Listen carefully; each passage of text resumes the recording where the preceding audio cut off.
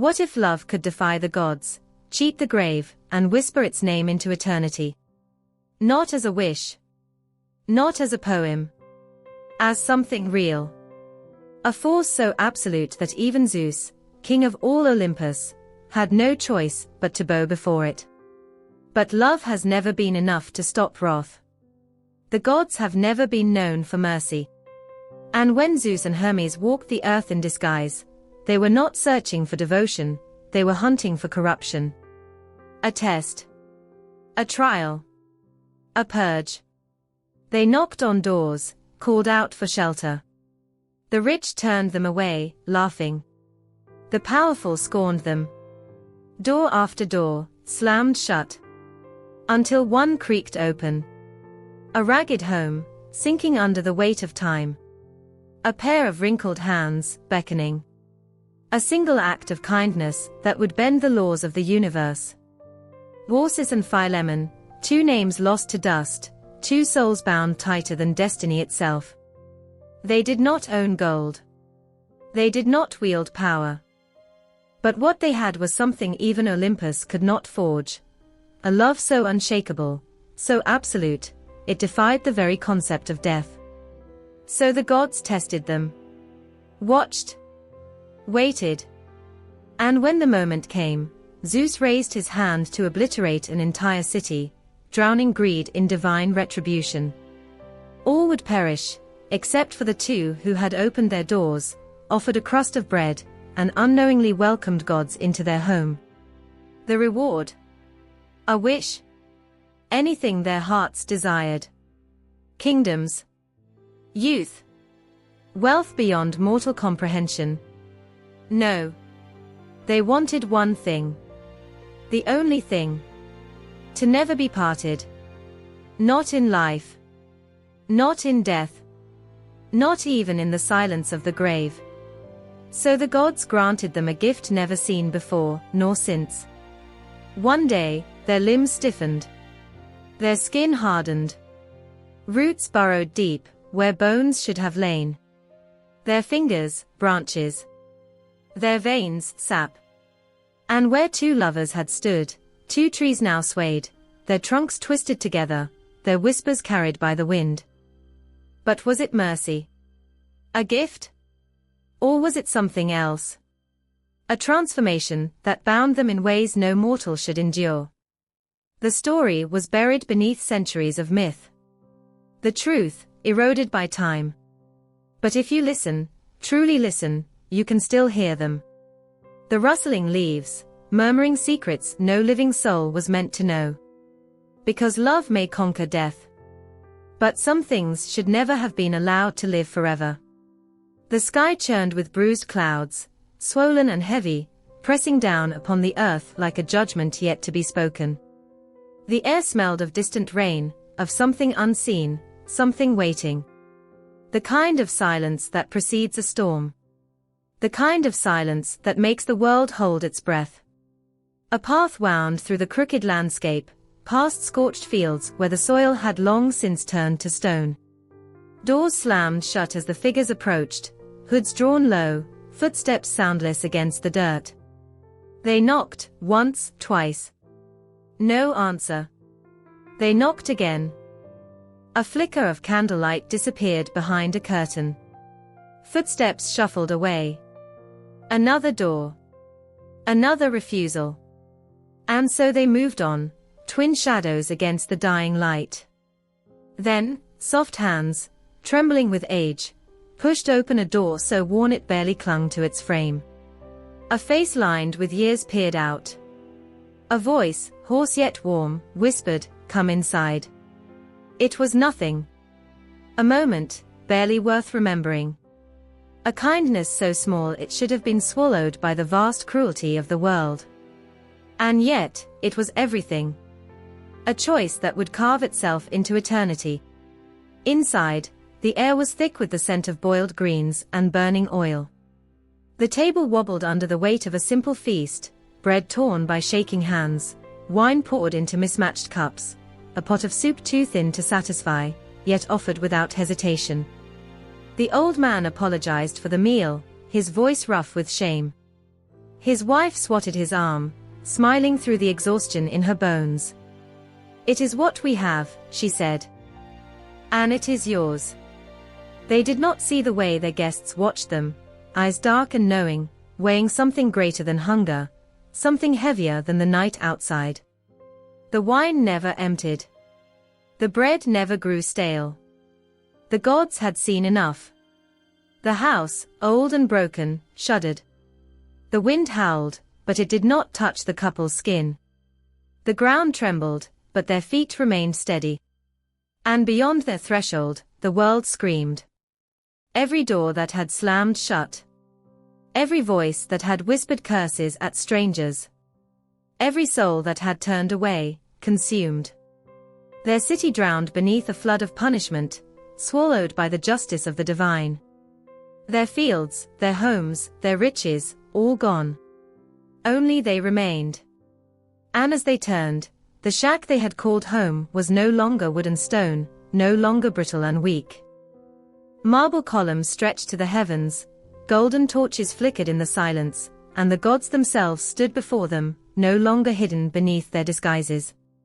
"Ask," said the one who ruled Olympus, voice thick with the weight of eternity. "Whatever your heart's desire. Not youth. Not wealth.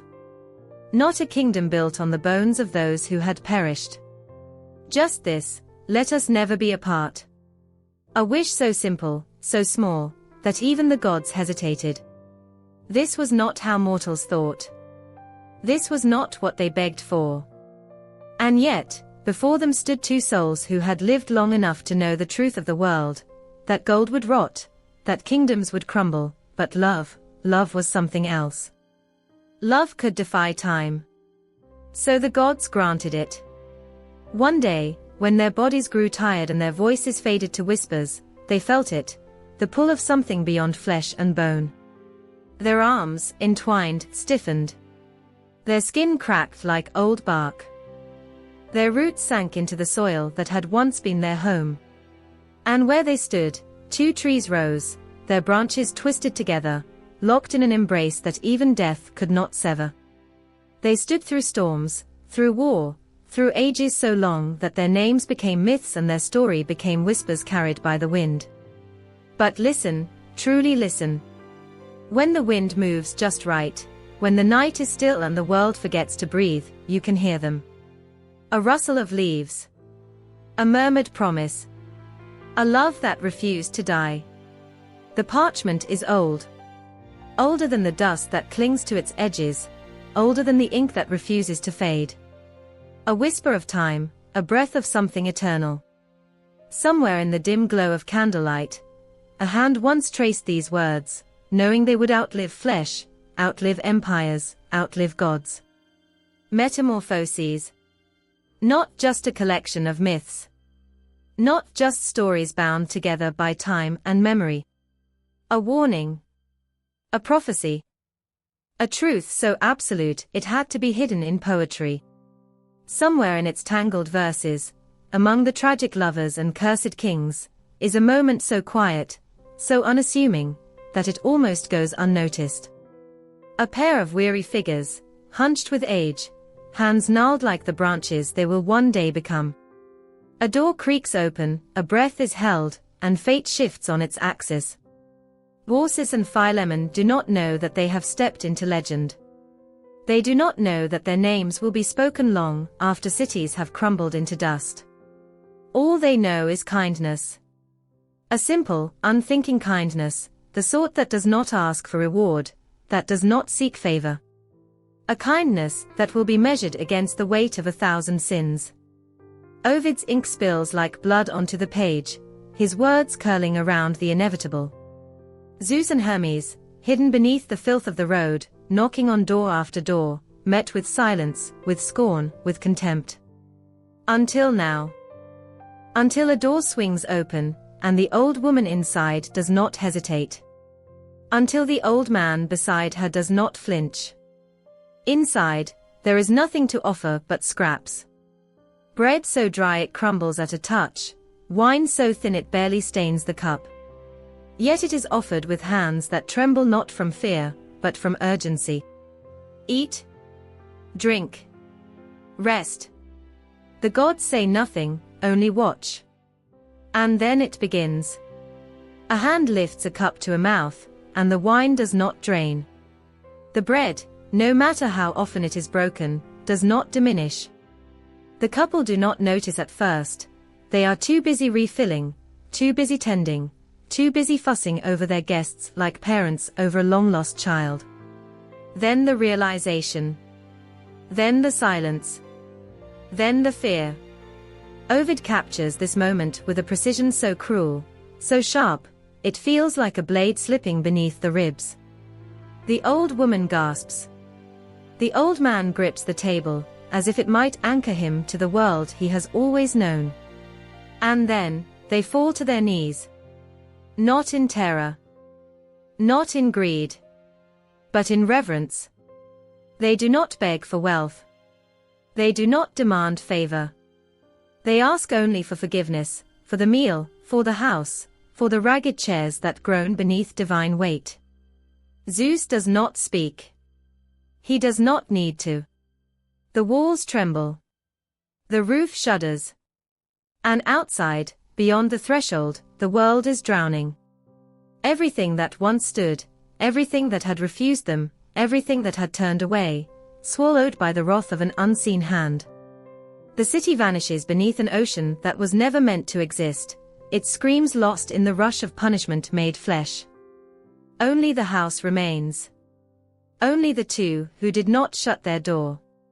Ovid does not let the reader breathe. The gods rise, the earth shifts, and where the shack once stood, there is something new. Columns gleam. The air hums with something holy. The gods turn to the only mortals left standing and offer them what no human is ever given. A choice. Not power. Not youth. A single wish. And from lips that have known only love, only quiet devotion, comes a request so small it should have broken beneath the weight of the divine. Let us never part. Ovid lets the words settle like dust before he pulls the world forward. Time passes. One morning, Philemon reaches for Baucis, and she is not flesh. His own skin cracks, hardens. A shuddering breath is stolen by the wind as roots bury themselves where bones should have lain. Fingers stretch into branches, voices fade into rustling leaves. Two trees, standing side by side. Twisted together. Indistinguishable from one another. And even now, even after the centuries have worn Ovid's ink thin, even after the gods themselves have been reduced to myth, those trees still stand. Still whispering. Still waiting.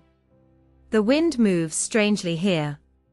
It slithers across the dry earth, curling through the valleys like a whisper passed from ghost to ghost.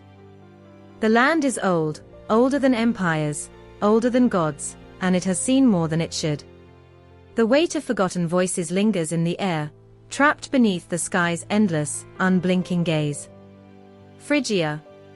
A place where kings rose and fell like the setting sun. Where mountains swallowed secrets, and rivers ran red with the blood of those who dared to defy fate. This is no ordinary land. It is a graveyard of stories, a battlefield of myth, where history and legend do not sit side by side, they are the same thing. Somewhere beneath this sky, a city once stood. Walls of stone, paths worn smooth by the restless feet of merchants and priests, thieves and poets. Its people thought themselves safe, protected by wealth, by tradition, by the very arrogance that comes from believing the gods do not walk among men. They were wrong. They did not see the figures approaching, their forms wrapped in dust and silence. Two men, nothing more than wanderers to an untrained eye. Their feet bled from the road, their hands bore the grime of countless days without rest. But their eyes told a different story. Something ancient lurked behind those gazes, something watching, weighing, waiting. Phrygia had forgotten its own myths. It had forgotten that once, long ago, this land was shaped by forces no sword could cut, no army could defy. The gods had walked this ground before, leaving behind ruins and warnings. Some had listened. Most had not. The city doors slammed in their faces. No food. No shelter. No mercy. The people had built temples, yes, had burned offerings, had prayed with voices thick with desperation, but when the gods stood before them, clothed in rags, they turned their backs. This land had once belonged to kings. The kind whose names were etched into stone, the kind whose mistakes became legends. Midas. The fool who turned his world to gold, only to starve in a palace of riches. His hands had touched this very soil, his curse had seeped into the earth itself. It was here that Gordias had tied his infamous knot, a tangle of rope so intricate, so impossible to unravel, that an oracle had declared that whoever undid it would rule all of Asia. The people of Phrygia had waited, breathless, for that hero. They did not expect him to cut through it instead. Fate was always cruel here. The gods remembered. The couple's home was nothing but a shack, sun-bleached and brittle, standing in the shadow of a city that thought itself untouchable. Their hands trembled not with fear, but with age, as they welcomed the strangers inside. They did not ask questions. They did not hesitate. They offered what little they had, their faces marked by years of hardship, their hearts untouched by greed. And when the flood came, when the sky cracked open and the earth swallowed the city whole, only that shack remained untouched. Only two figures stood where a kingdom had fallen. This was Phrygia. A place where gods did not forgive. The dust clings to their skin like a second layer of flesh. Their feet, cracked and blooded from the road, move with the slow, measured patience of those who have walked far and expect to walk farther still. The weight of the world hangs on their shoulders, not in burden, but in silence, in the stillness of knowing. They do not knock. The first door slams before they can step too close, the sound of iron scraping against iron, a final, unspoken command. Go away. The next is worse. The woman inside does not speak, does not need to. Her eyes flick to their rags, their bare feet, the dirt smeared along their arms. Filth. Beggars. The gods say nothing. Door after door. Block after block. Hands that once folded in prayer now curl around their own belongings, pulling them closer. Lips that once whispered praise now sneer with revulsion. Hypocrites. They test mortals not for curiosity, not for sport, but because they must. Because the old stories are written in blood and consequence, and only a fool believes the gods have grown deaf. Zeus has seen men fall to their knees before him, offering riches, offering lives. He has seen altars stacked with gold, temples carved from mountains, kings who swore they would burn the world to keep his favor. And yet, here, now, he is nothing. A shadow. A stranger. Just another wanderer in the filth of the road. Beside him, Hermes smiles. It is a slow, knowing thing, something old, something sharp. The messenger moves like smoke, shifting between forms as easily as the wind. He has been prince and pauper, thief and trickster. He is the voice in the back of every liar's mind, the hand that guides both the conman and the victim. He understands men in a way even Zeus does not. He expects nothing. Neither does Zeus. Not anymore. The night drags on, and the streets become a maze of rejection, of turning backs and locked doors. The weight of it should be crushing, but Zeus has carried heavier things. He has held up the sky. He has bound fate itself in chains and let it struggle. This is nothing. Until the door opens. It is small, almost insignificant. A shack, barely held together, leaning with the weight of years. Inside, two figures, bent with age, wrapped in the quiet stillness of people who have long since given up expecting the world to change. They do not hesitate. The moment stretches, something ancient humming beneath it, something older than stone and fire. Come in, they say. Eat. Rest. They do not ask for names. Do not ask for payment. Their hands shake with frailty, but they serve with something the gods have not seen in this town. Something rare. Something that will save them when the world drowns. The fire flickers in the corner of the room, casting wild, restless shadows along the cracked walls. The air inside is thick with the scent of aging wood, the slow burn of embers, the faint trace of earth carried in on the hems of worn-out garments. Outside, the wind howls like something wounded, like something searching. The door creaks. Two figures step inside, their movements slow, deliberate, carrying the weight of the road on their backs. Their robes are caked with dust, their feet roar from the miles that stretch behind them like an unbroken curse. They should not be here. No one welcomes strangers at this hour. Not in a world where kindness is a risk, where danger wears the face of the desperate. But the old man does not hesitate. His wife, bent with years, her hands stiff with time, does not pause. The silence in the room tightens, expectant, waiting for something unseen to make itself known. But there is no suspicion, no flinching hesitation, no wary glances exchanged between them. Only the sound of rustling cloth, the scraping of wooden bowls, the soft, rhythmic motion of hands offering bread to men they do not know. No names are asked. No payment is expected. Because this is not kindness. This is duty. Xenia, the law older than kings, older than blood feuds and written codes. The law that binds gods and mortals alike, unseen but absolute. To deny a guest is to court ruin. To turn away a stranger is to invite the wrath of something far greater than men. Zeus himself walks the earth in disguise, testing, weighing, judging.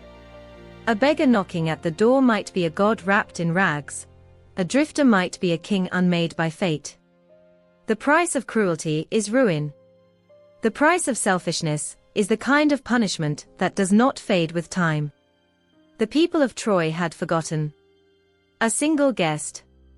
One man, an exile, a prince without a throne, had been welcomed into their city, given wine, given shelter, given a seat among their own.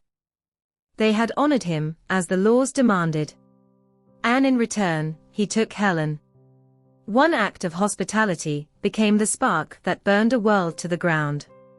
Men have killed over the duty of a host. Men have bled the earth dry because the laws of Xenia were broken, because an offense against hospitality is an offense against the gods themselves. But the old man and his wife know nothing of war. They know hunger. They know what it means to be cold, to be tired, to see night stretch endlessly ahead, without the promise of safety. So they feed their guests. They do not know who they are. They do not know that, outside their door, the city will drown before dawn. They do not know that they are the only ones who will be spared. The air is wrong. Thick. Unsettled. Heavy with the kind of silence that does not belong in the mouth of a living city. Phrygia should be alive, laughter spilling from wine-soaked lips, the sharp calls of merchants carving through the evening air, the quiet hum of voices tucked behind walls and locked doors. But tonight, the streets feel hollow. And still, they walk. Two figures, draped in the filth of the road. Their hands are calloused, their robes stained with dust, their feet whispering against stone as they step through the winding veins of the city. They are nothing. No one. Just more wanderers in a world that does not stop for strangers. No heads turn. No doors open. The first rejection comes quick. A flick of the hand, a grunt, a door snapping shut before they can even speak. A merchant glares, clutching his wares with suspicion, as if the very presence of these travelers might tarnish the gold he hoards. At another door, a woman glances through the slit in the wood, eyes sharp, mouth thin. She does not speak, does not move. Then, click. The sound of a lock sliding into place. Unworthy. The word is not spoken, but it lingers in the air, clinging to them like the dust on their skin. The gods keep walking. Zeus has worn 100 faces. A king crowned in thunder, a monster wrapped in shadow, a lover slipping through the cracks of fate itself.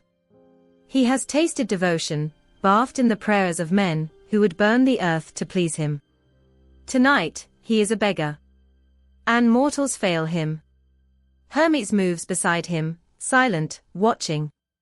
The messenger god, light-footed, sharp-eyed, slipping between the worlds of gods and men like a ghost that refuses to be caught. He has worn more masks than any of them, has played the trickster, the thief, the guide to the dead. He knows people. He knows their greed, their hunger, the way they shape the world in their own image and call it law. So this does not surprise him. 100 doors. 100 rejections. Not even fear, not even a hurried excuse, a false apology. Just disdain. Just indifference. The night thickens. The air presses down, waiting, expectant. This city does not know it is standing on the edge of a blade. Zeus does not need words. He does not need thunder, does not need the sky to crack open and swallow the world whole. His silence is enough. They reach the final house.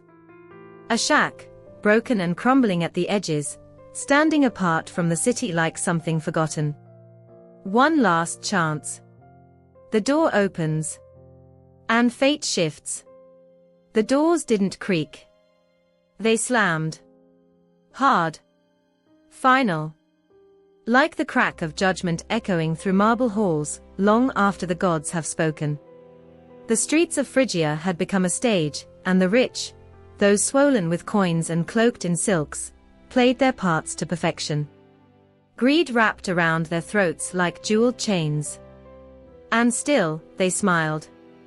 But the strangers stood outside their homes like omens in the flesh. Mud-stained. Barefooted. Eyes too still, too knowing. A test disguised as a request. A whisper disguised as weakness. The wealthy failed not because they were blind, oh no, they saw. They saw everything. And that's what makes it worse. They saw the robes. The hunger. The weariness. And they measured it. Measured it against their golden floors. Measured it against their imported wines and honey-slicked meats. Measured it against the fear that proximity to poverty might make them smell like it. The first one waved them away with a flick of the wrist, as if shooing flies from a figure. His rings clinked against the goblet he never let go. He didn't even speak. Words would have meant acknowledgement. An acknowledgement is too expensive for men who mistake coins for character. The second offered nothing but a stare, cold and polished like the obsidian idols lining his inner courtyard. His eyes said what his lips wouldn't, not worth it. And the third. Gods, the third. He laughed. Not a cruel laugh. Not even a mocking one. But the kind that slices deep anyway. A dismissive chuckle. A sound that says, "You're wasting your breath, and worse, you're wasting mine." His servants didn't move. They'd been trained not to. Stone figures behind golden doors. Eyes down. Souls long sold for warm beds and bitter wine. House after house. Mansion after mansion. Doors larger than coffins. Gardens fat with fruits no one touches. Rooms where no one sleeps. Plates where no one eats. And yet, not a drop of water. Not a crust of bread. Not even a kind word wrapped in pity. Nothing. They wore their wealth like armor. But armor rusts.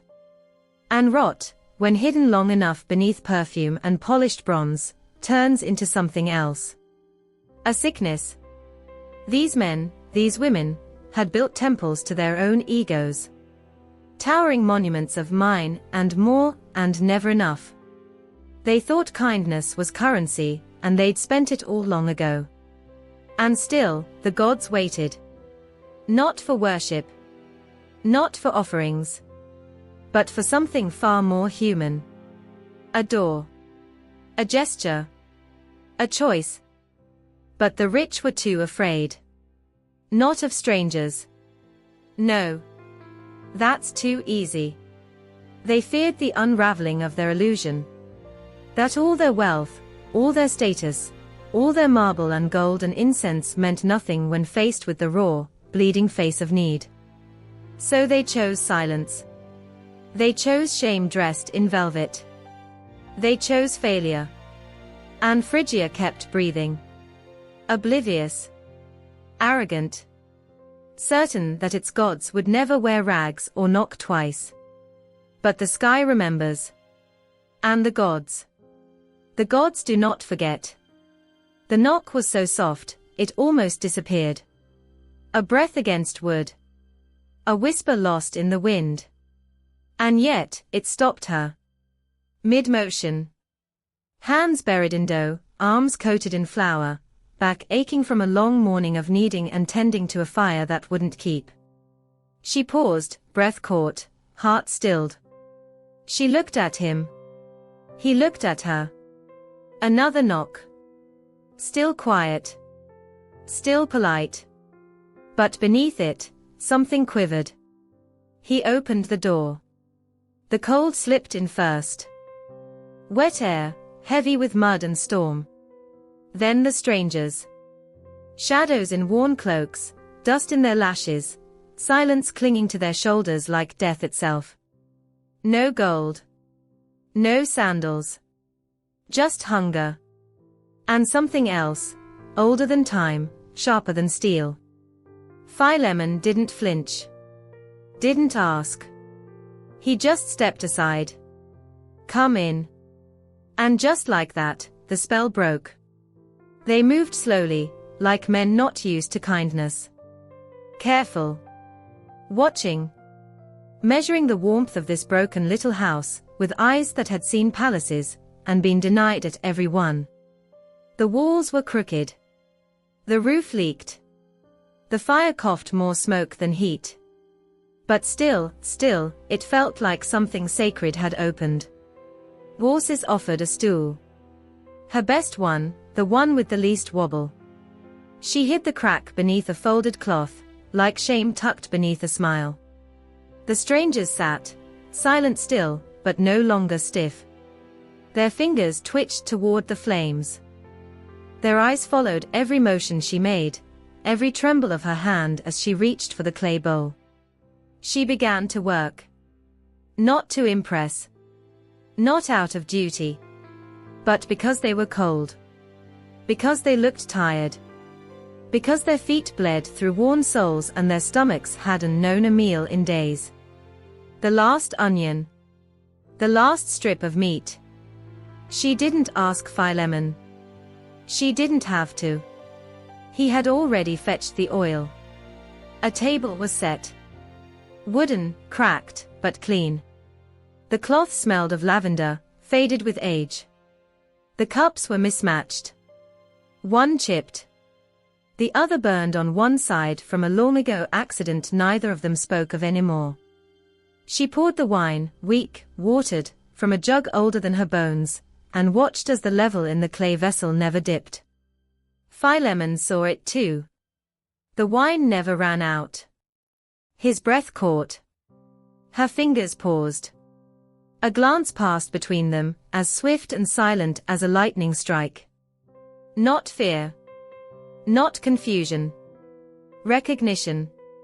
Still, they said nothing. Still, they served. They brought figs and olives, what little bread remained, the honey scraped from the bottom of a jar. They offered it all, not with fanfare, not with pride, but with a quiet that thundered louder than any feast in Phrygia. And when Baucis noticed the table legs trembling beneath the weight of the meal, more food than she had placed, she dropped to her knees. She did not scream. She did not ask. She kissed the earth and wept. Philemon bowed his head, hands clasped, eyes closed tight against tears. Not out of fear. Not shame. But awe. Because only now did they understand what they had let inside. Not strangers. Not travelers. Gods. And yet, nothing changed. No golden words spilled from their lips. No trumpets. No light pouring from their skin. The gods just watched. Silent. Still. Touched in a way that few gods ever are. Touched by humility. Baucis rose. Her knees creaked. Her back protested. But she stood tall. Proud.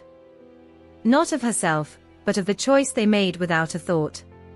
And the fire roared, as if pleased. Philemon poured again. The jug overflowed. A blessing disguised as wine. A miracle disguised as dinner. There was no throne. No silver. No etched marble beneath their feet. There was only earth, worn smooth by time. There were only walls that shivered in the wind.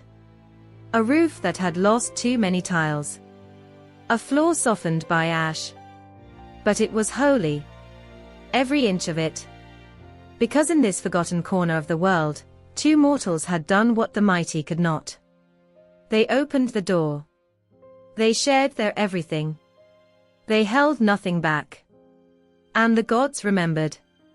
The wind outside died. The rain stopped. The sky held its breath. And somewhere in that moment, where love looked like a crust of bread and kindness wore no crown, a promise was born. Not spoken. Felt. The knife scraped against the stone with a sound like bone against bone, slow, careful, final. Baucis's hands trembled, not from fear, not from age, but from the weight of choice. She held the only onion they had left. It was soft in parts, dry in others. It should have been thrown away days ago. She peeled it anyway. Slowly. Gently. Like it was holy. Outside, the sky hung low and bruised. The kind of silence that crawls into the lungs and sits there. The strangers, still seated, still quiet, watched the fire crackle. Its light threw shadows that stretched like fingers across the crumbling floor, brushing against their worn feet, curling up their cloaks. They didn't speak. Neither did the hosts. Every motion now felt like an offering. Philemon pulled the iron pot from the hook above the fire. It scalded his skin. He didn't wince. Pain was a given, what mattered was that the pot hadn't cracked. Not yet. He placed it on the stone, breathed out, and took a moment to look across the room. His wife was cutting, slicing, grinding, hands steady now, her jaw locked. She had entered a kind of stillness only the desperate and the devout could hold. He moved to the cupboard. 2 olives. One was shriveled.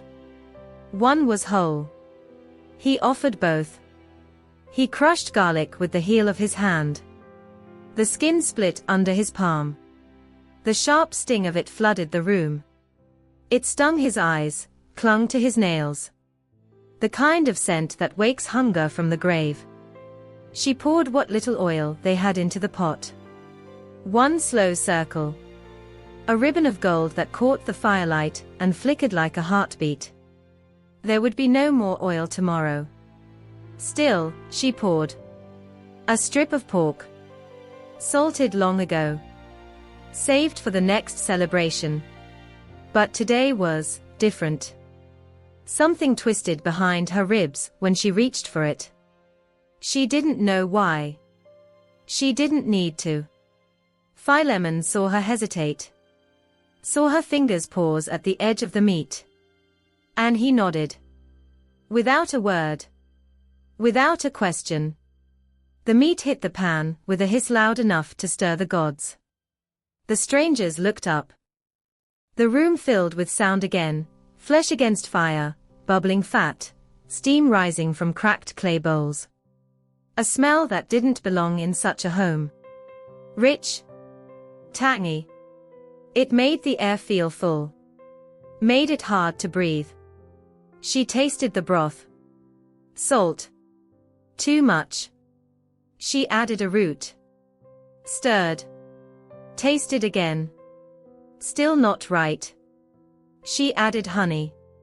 Just a drop. Just enough to catch sweetness between the bitter. Her spoon moved like a prayer. Her eyes stung from the heat, and not just the smoke. Outside, the rain returned. Slow. Heavy. Relentless. Inside, they set the table.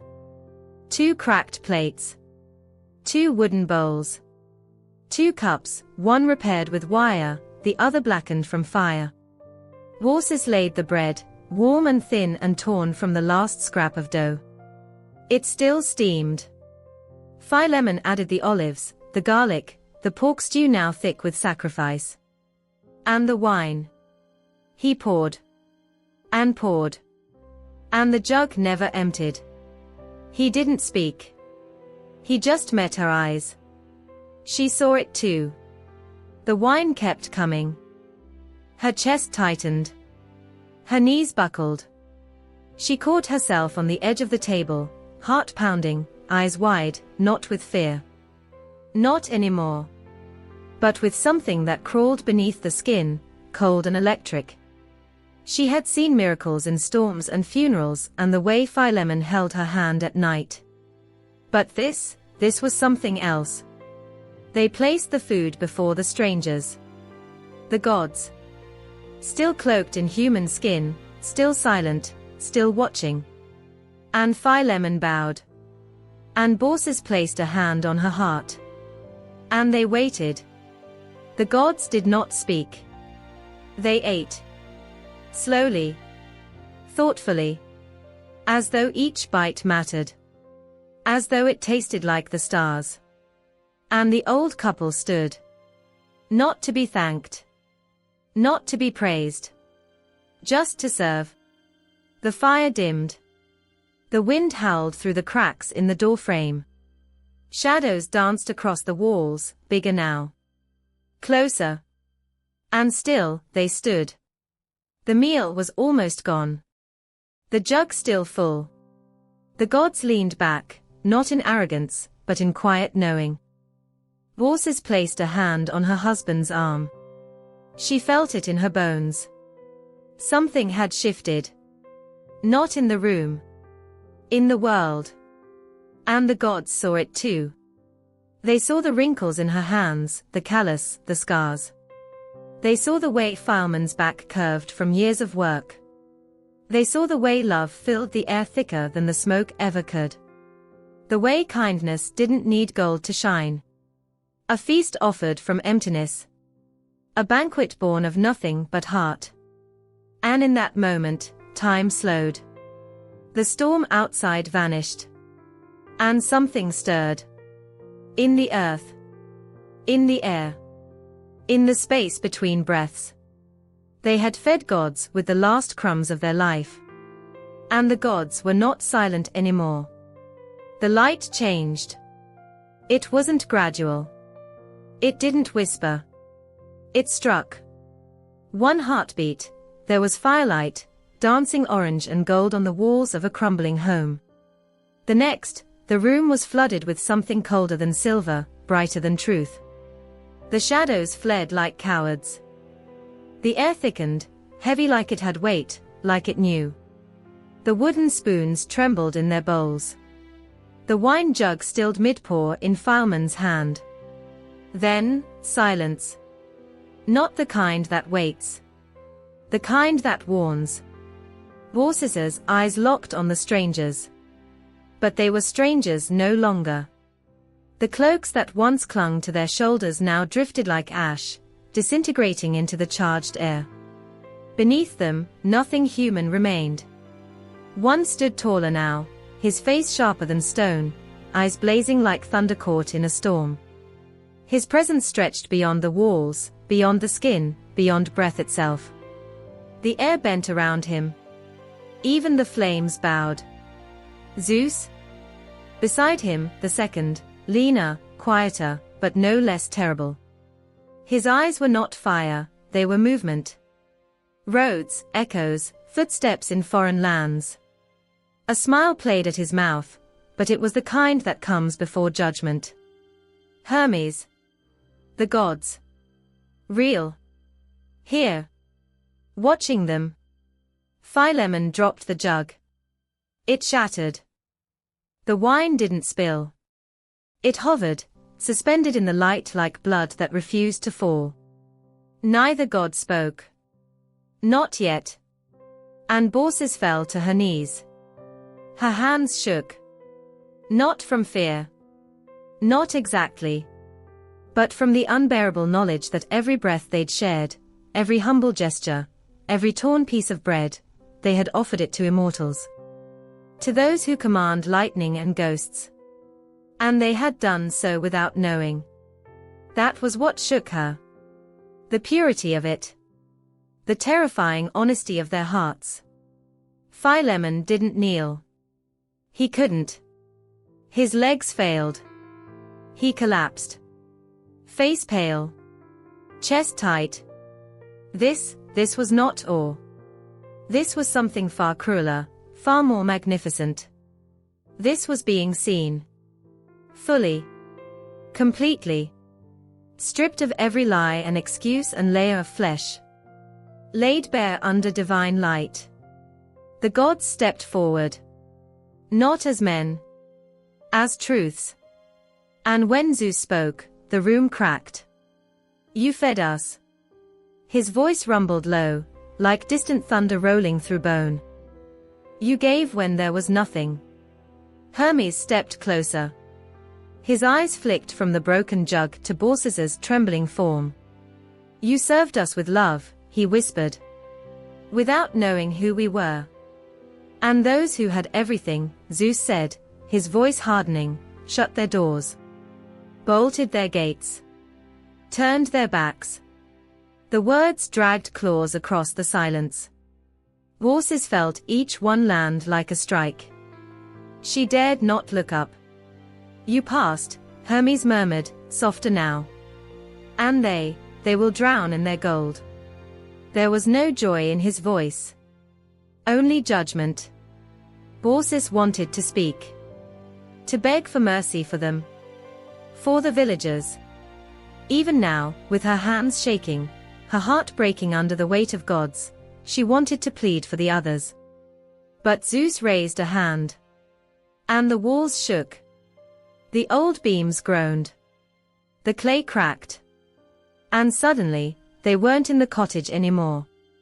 The walls melted into mist. The roof tore into clouds. The table vanished. The floor beneath them split open like a wound. And they stood high above the land. It was all there. The village. The fields. The stone roads. The homes of the wealthy. The doors that had closed in their faces. They watched as water poured from the earth, not from the sky, from the very ground, bursting like veins, rising fast and furious. It swallowed streets. Tore through homes. Silenced screams. A flood like vengeance, like sorrow made liquid. And still the gods said nothing. They simply watched. And the old couple. They held hands. Because what else could they do? What else can mortals do when they witness the fury of heaven? They didn't cry. They didn't scream. They simply stood there, together, shaking. And when it was done, when the land below was nothing but a lake, smooth as glass, cold as grief, Zeus turned to them. His face, still blinding. His eyes, unreadable. What do you desire? The question struck like ice. It wasn't an offer. It was a command. A reward wrapped in warning. Baucis blinked, barely breathing. Her voice broke. We want nothing. Hermes tilted his head. You must. Philemon found his voice. Rough. Raw. Only this, he whispered. Let us die together. The gods didn't blink. They only nodded. A storm could not grant peace more quickly than that one gesture. Zeus lifted his hand. And the land shifted. A new home rose where the old one had been. Stone shaped itself into walls, carved by wind, kissed by light. The doors stood open, always open. The roof soared higher than any tree. Columns twisted with vines that would never wilt. But the couple, they didn't weep for the beauty. They turned to each other. And the gods stepped back. And time moved. Days. Years. Centuries. Their backs bent more. Their hands wrinkled deeper. But they never stopped smiling. And when the final breath came, it didn't come in the night. It came at sunrise. When the wind was soft. When the earth was quiet. When their fingers were still locked together. The bark crept up their legs like moss. Slow. Tender. Their skin turned rough. Their hair became leaves. And in moments, they stood, two trees. Side by side. Roots entwined. Branches touching. Alive. Forever. And the gods. Gone. But never far. Because kindness like that echoes. And the wind never forgets the sound of sacrifice. The sky darkened. It wasn't a gradual change, but a tear. A crack in the heavens. A wound that stretched, gaping wide, until the clouds bled gray. No sun. No warning. Just a thick, choking darkness that pressed down on everything below. The land held its breath. The town held its breath. The streets, normally bustling, filled with laughter and chatter, fell into a suffocating silence. And then, the wind. It started slow, barely a whisper, the air heavy with something unspoken. But as it gathered strength, it became a roar, a sound of fury rising from the very core of the earth. Houses shook. Doors rattled. The trees bent, not in surrender, but in fear. They knew. The town's heart, still beating with the pulse of ignorance, didn't. They hadn't seen it coming. They never saw it coming. Above, the storm raged. And below, the earth was trembling, as if it knew what was to come. The gods were not kind. And they were not forgiving. Zeus, towering and terrible, stood with the weight of 1,000 storms in his eyes. His gaze burned down at the village, where the people who had turned their backs on kindness, on hospitality, on decency, were oblivious. They drank, they danced, they feasted. They reveled in the luxury of their wealth. Every laugh a slap to the face of the divine. Every bite a mockery of what the gods had granted them. The flood began as a murmur. It was soft at first, creeping up beneath the streets, rising in quiet vengeance. But soon, it was everywhere. The water surged forward with a sound like an endless scream. No warning. No mercy. It tore through the town with the cold, brutal force of retribution, washing away every stone, every brick, every life that had turned away from the light. The rich, who had locked their doors in disdain for the beggars who had come to them, now found themselves gasping for air as their homes filled with the wrath they had summoned. Screams. Shouts. Pleas. But it was too late. No one could outrun the ocean that roared with Zeus's fury. It wasn't just a flood. It was the gods' judgment taking form, the earth itself rebelling against the arrogance and selfishness that had poisoned the town.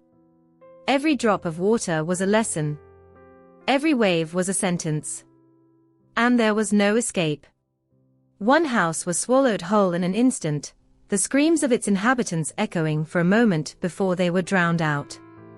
The streets, once familiar and welcoming, were now a river, a torrent of destruction that swallowed the guilty and the innocent alike.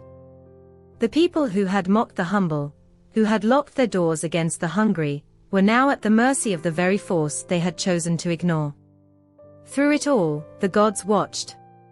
Zeus, silent and unyielding. Hermes, his face unreadable. Neither showed pity, nor did they need to. The people had made their choice. They had failed the test. The flood was not a mistake. It wasn't an accident. It was deliberate. It was cleansing. It was a reminder. Baucis and Philemon, the only ones left untouched, stood apart. They were not spared by chance, they had been chosen. The gods had seen their hearts, their kindness, their unwavering commitment to the sacred law of hospitality. And they had rewarded them with something greater than safety. They had rewarded them with understanding. They were no longer part of the town. They were elevated, removed from the destruction, as if the flood had recognized them, set them apart like a beacon of what the others could have been. And yet, even as the storm raged, even as the flood tore through the streets, a part of Baucis and Philemon's heart broke. They had given. They had loved. They had shared their bread, and now they stood in the wreckage of everything they had once known. Was this justice? Was this the price the world paid for its greed? Was this a world too far gone to redeem? The flood did not answer. It did not need to. It spoke in actions. The town was no more. Only the sea remained, endless and cold, stretching as far as the eye could see. There were no bodies left. There were no cries. Just the rippling water, the ebb and flow of its cruelty. The streets were empty, the air still, and the gods were gone. But the wind carried the memory of the storm. The wind whispered of those who had failed the test. Those who had turned away when the gods came knocking, who had clung to their wealth like drowning men clutching at their own shadows. And in the silence, the weight of it settled. The flood had not just destroyed homes. It had wiped away an entire world, a world built on vanity and selfishness, and in its place, only emptiness remained. No riches. No laughter. No future. Just water. And silence. The gods had chosen to act, not out of malice, but out of necessity. For the earth to survive, for humanity to learn, it was not enough to punish the guilty. It was not enough to watch them suffer in silence. They needed to be washed clean, to be given the chance to rebuild, not from the foundation of greed and pride, but from the bedrock of humility. But what of the innocent? What of those whose hands had not turned the door locks, who had not looked away? What of them? Nothing. The flood was not kind. It was not fair. It was final. And as the water receded, leaving nothing but wet earth and broken dreams, the only thing left behind was the lesson. The only thing left was the truth of the gods. You will not be spared by wealth, by status, by power. You will not be saved by what you hoard. You will only be saved by what you give. And the town, the selfish, the ignorant, the ones who thought they were safe behind their gold. They learned too late. They were not spared. They were nothing but a memory now. A drowned, forgotten tale. The ground trembled, not in rage this time, but reverence. It was the kind of tremble that whispered through bones and settled in the gut like a warning and a promise all at once. The sky, washed clean from the flood, still hung heavy with the breath of gods, its silence louder than any thunder. Inside what remained of the home, if it could still be called that, Baucis clutched Philemon's hand. Not in fear. Not even in awe. But in something older, something that no word could hold. Their fingers had been laced together for decades, but this moment made them feel like strangers again. Not to each other. To the world. To what the world had become. The wind that passed through their doorway didn't feel like wind. It felt like someone watching. It felt like being seen without being looked at. The kind of seeing that peeled back the layers until only the truth remained. The kind of seeing that burns and heals in the same breath. And then it began. A sound. Low. Ancient. Not heard through ears, but through the chest. It came from the floorboards, from the cracked walls, from the old wooden beams. The house breathed. The house, once small, once simple, once held together more by love than by nails, was stirring like something alive. No nails creaked. No bricks shifted. Yet everything was moving. Baucis felt it first beneath her bare feet, a pulse that wasn't hers. She stepped back, not in fear, but instinct, and felt the wood beneath her skin soften, not into mud, not into ash, but into something holy. Something warm. She looked at Philemon. He was already staring at her, eyes wide but steady. The gods were still watching. The first wall dissolved, not like smoke, but like memory, fading, drifting, becoming something more. Stone rose in its place. Smooth. White. Carved not by hands, but by will. It was not grand. It was not opulent. But it was impossible to look at without wanting to fall to your knees. The roof lifted next, not off, but up. It stretched and breathed like a chest pulled open for the first time in centuries, letting in light that didn't come from the sun. It was golden, but not gold. It shimmered with the quiet weight of things that had been earned, not taken. Baucis gasped, one hand to her chest, the other still gripping Philemon. She did not cry, but her eyes burned. Not with sadness. With something harder. Something brighter. Reverence. Grief. Gratitude. All bound in silence. Philemon stood taller than she'd ever seen him, as though the years had fallen off his back like broken branches. His spine straightened not with pride, but with something cleaner, like a soul being seen, finally, for what it was. A vine crawled up the outside wall, blooming where no root had ever touched. Flowers burst in quiet applause, petals like stained glass, edges glowing. Each color more alive than the next. The table, the old one, the one where they'd served their only cheese, their only wine, their final crumbs, grew roots and sprouted blossoms through its cracks. The cups, still stained, turned to silver. Not new silver. Not polished. Sacred silver. The kind that holds memory in its shine. And then, the door. It did not shut. It widened. Without force, without sound. It opened to something beyond. There was no hallway. No passage. Just presence. The gods did not step through it. They didn't need to. Their hands had already been here. They were already planted in the walls. What had been a home was now a temple. But not a temple of grandeur. Not of marble or gold. A temple of truth. A temple of mercy. A place built from acts of kindness too small to be noticed by mortals, but never too small for gods. Outside, the world still wept from the flood, but here, there was only stillness. Not the dead kind. The sacred kind. The air did not move, yet it filled the lungs like song. Every inch of the temple sang without sound. Every stone whispered something that words would only ruin. Philemon stepped forward first. Toward the table. Toward the roots. Toward the altar their lives had made. He ran a hand across the wood, now pulsing with a quiet heat.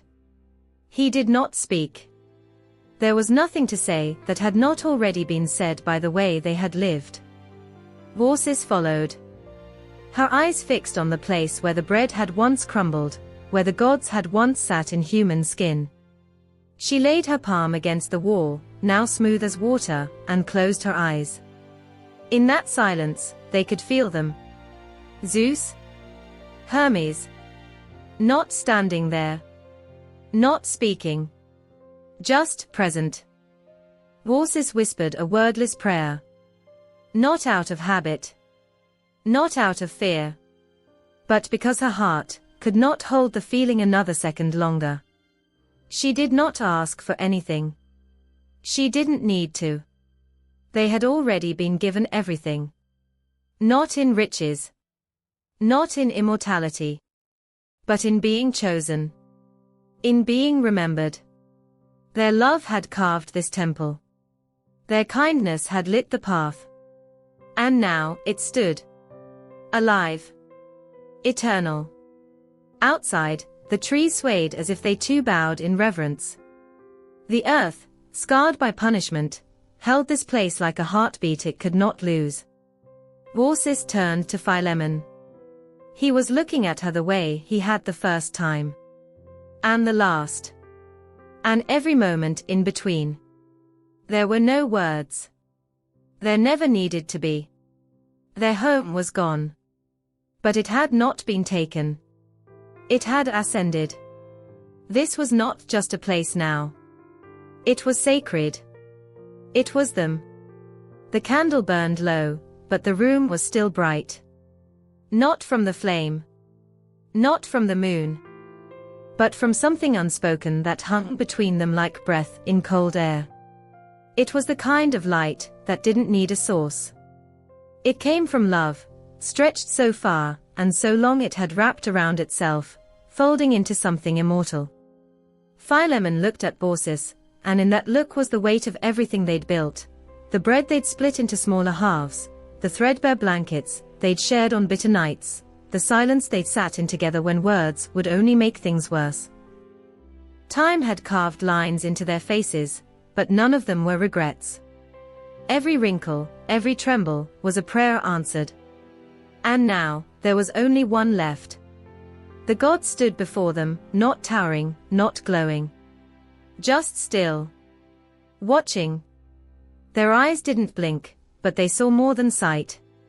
They saw soul. The kind that can't be dressed up or hidden, the kind that either shines or rots. And these two, they shone like stars that had never asked to be seen. The silence was unbearable. Not heavy. Not loud. Sharp. Like the moment before a heart stops. Philemon took a breath, as if pulling it from the soil beneath them. His voice didn't crack. It didn't shake. It came like wind through dry reeds, soft, but cutting. "We have nothing to ask," he said, voice barely louder than the flame, "but one thing." Baucis didn't speak. She just reached for his hand, that old, worn hand that had built their roof, chopped their firewood, held her through storms. She held it the way a drowning person might hold air.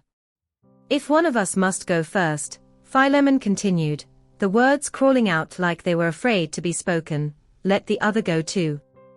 Baucis closed her eyes. Not because it was too much, but because it was enough. "We have shared everything. Let us share that too." The gods said nothing. They didn't need to. The air changed. Not colder. Not warmer. Just different. Like the moment before lightning. Like a breath held too long. Baucis opened her eyes and looked straight ahead, not at the gods, but through them. Her voice was quieter than his. But it cut deeper. "We don't want gold. We don't want more years than we're owed. We just want to end as we began. Together." A breeze passed through the open door, though the trees outside were still. It wound around them like a thread, and for the first time in days, or maybe years, Baucis shivered. She didn't pull away. Philemon gripped her hand tighter. And in that moment, the gods nodded. It wasn't dramatic. It wasn't even noticeable to anyone who didn't know what to look for. But something shifted. The kind of shift you feel in your chest when someone says goodbye without saying the word. Their wish had been granted. They didn't weep. Not yet. But both of them knew. They would die together. And there was no greater blessing than that. Time slowed. Not for magic, but for meaning. Every second now felt sacred. Every glance carried the weight of finality. Not because it was the end, but because it was perfect. And perfect things don't last. Baucis sat beside Philemon, her head resting on his shoulder, and he tilted his head until his cheek touched her hair. It smelled like earth and rain and everything he'd loved for a lifetime. He breathed in like he wanted to trap the scent forever. And outside, the wind began to sing. Not in words. Not in melodies. In memory. It carried their laughter, quiet and worn. It carried their arguments, short-lived and gentle. It carried every morning they'd woken beside each other, and every night they'd fallen asleep with fingers still intertwined. And in that wind, the trees began to lean. The temple around them didn't fade. It bent. It bowed. It honored. Because love had been seen. And gods do not forget what they see. The sun began to fall behind the hills, and the room turned gold. Not with fire. With forgiveness. With farewell. But not a sad one. The kind that lets you let go. Philemon turned to her, not to speak, but to mimize. And Baucis was already doing the same. Their eyes said everything. I loved you when we had nothing. I loved you when we gave it all away. I loved you even when it was hard to keep going. I love you still. And always. The breeze stopped. The candle flickered. Two hearts slowed. But they did not break. They simply paused. And the gods, still silent, stepped back. Their work was done. But this moment was not an ending. It was the start of something the world would never be able to put into words. Because when love asks for nothing but more love, even gods listen. The floor hummed beneath their feet, not from footsteps, not from wind, but from something older than breath. The temple was alive. Not in the way the trees are, not like bones or blood. It breathed with memory. Every stone whispered. Every beam groaned with weight that had nothing to do with structure. It was not built. It was born. They stood inside it, not as owners. Not even as residents. But as witnesses. Baucis stepped forward first. Her steps were slow, not from age, but reverence. She pressed her palm against the wall. The grain of the wood was no longer rough bark, but smooth as still water. Her hand trembled. It wasn't the chill. It wasn't fear. It was also raw. It nearly broke her. She pulled her fingers back, and in the silence that followed, she whispered one word. Not in prayer. In promise. We're still here. Philemon did not speak. His silence was weight enough. He looked up, far above where the roof used to be. Now, golden light broke through slits in the high rafters. A soft, holy glow, like the breath of gods. He wasn't sure if it was day or night anymore. Time didn't tick here. It waited. Outside, the world had changed. The village was gone. The cruelty of it washed clean. There was nothing left, but hills and sky and the hush of sacred earth. The temple stood alone. And yet, it did not feel empty. They weren't alone. Not anymore. Every step they took echoed, but the sound didn't bounce, it sank. As though the floor was listening. The temple didn't need guards. It had chosen them. And they had said yes. Without hesitation. Without question. Because how do you say no to being the heartbeat of something eternal? Each morning, Baucis swept the entrance with an old broom made from younger trees. Not out of obligation. Out of devotion. She moved slowly, reverently, brushing away dust that dared settle on what was now holy. Every stroke was a hymn. Philemon tended the altar. No grand gestures. Just the little things, replacing the olive oil, straightening the stones, lighting the wicks when the shadows grew long. His hands, once weathered from building fences and patching walls, now moved with careful grace. As if the gods themselves might be watching. Or listening. Or both. They never spoke of the change. What was there to say? You don't describe sunrise to the sun. But something inside them had shifted. It wasn't just the temple that had transformed. It was them. Their bones still creaked. Their eyes still blurred. But now, their breath felt borrowed, like it had been given back by something divine. Not for their sake.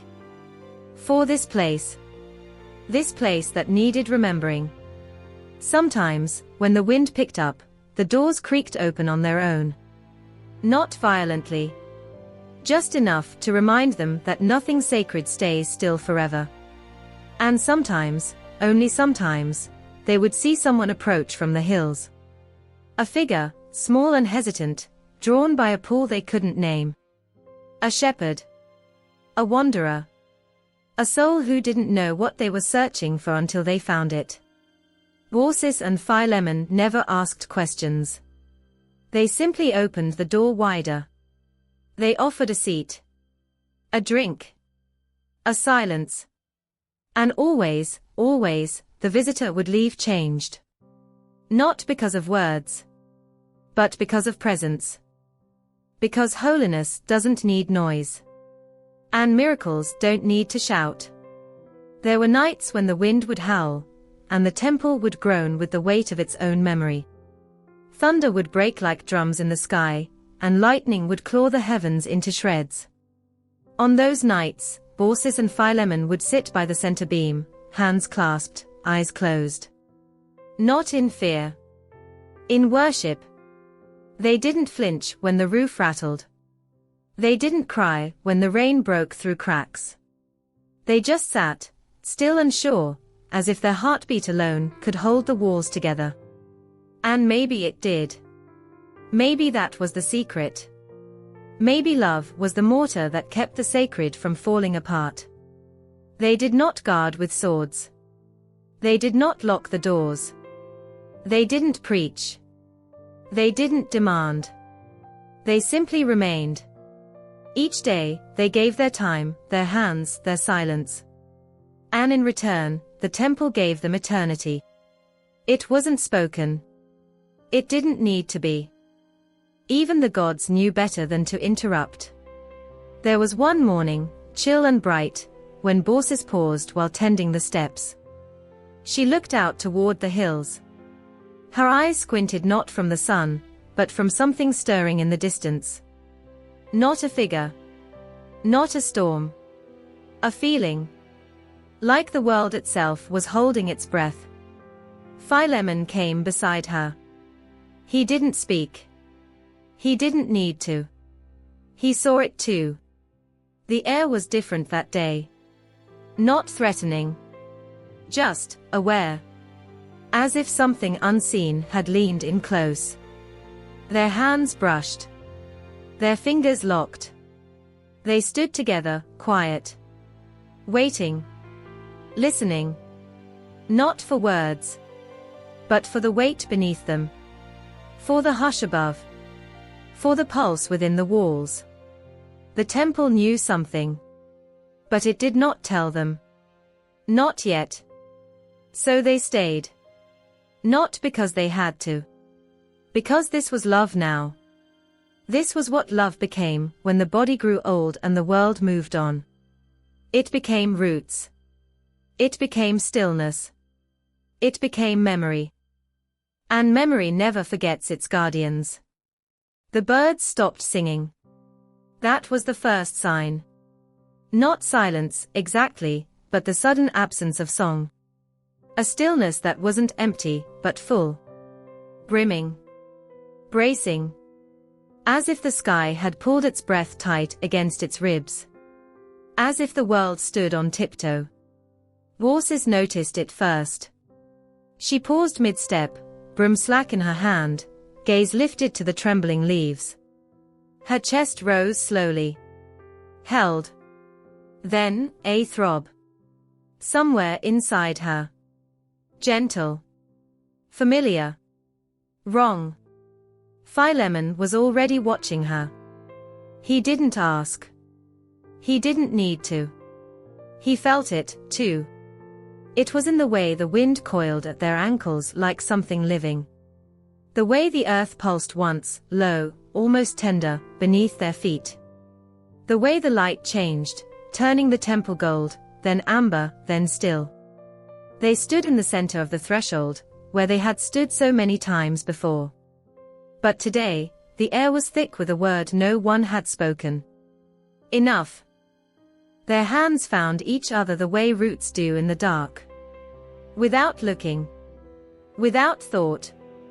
Just a slow, natural reach toward what had always been there. Fingers, old and bent and trembling, laced together like they had been made to do so. The sky was no longer blue.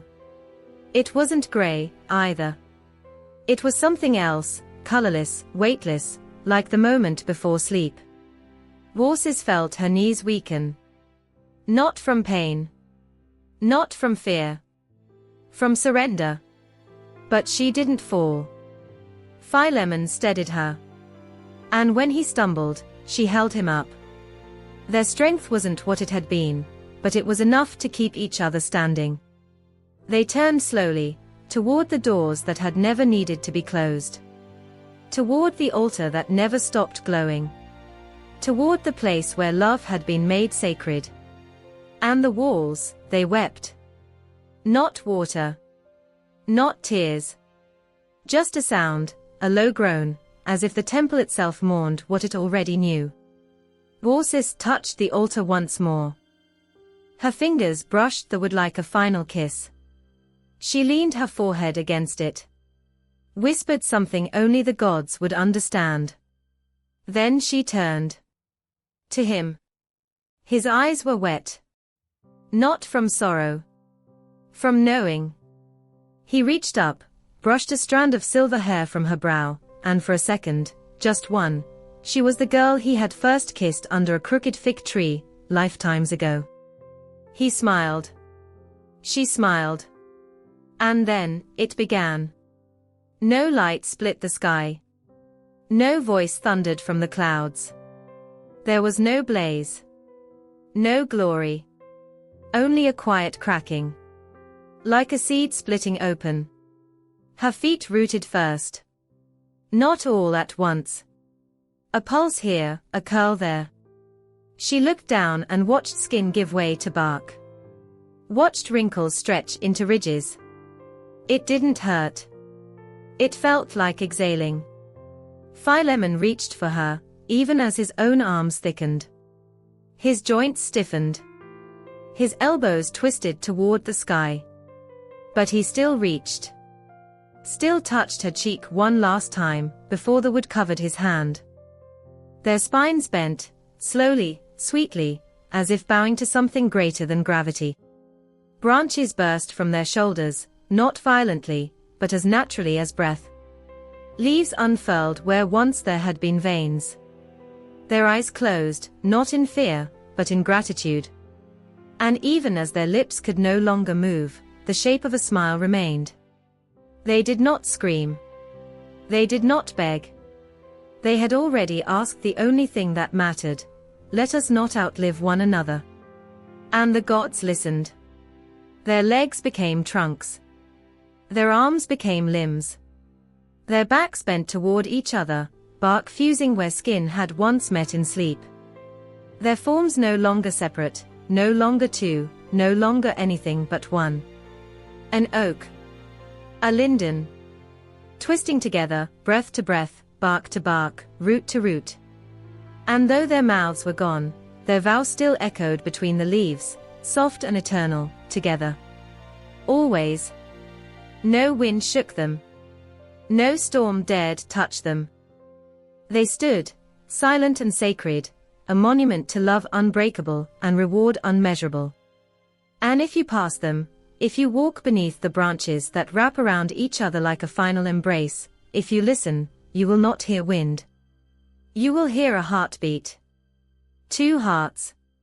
One rhythm. Still beating. The fire had long since died, but their hands were still warm from it. She stirred first, not because sleep had ended, but because his breath faltered. Just once. Barely. A pause so small it would have slipped past anyone else. But not her. Never her. Her eyes opened. The room was dark. And still. And watching. She didn't speak. Her voice wouldn't have carried anyway. The kind of silence between them didn't need sound to break it, it only needed absence. She turned to him. He was there, of course. He had always been there.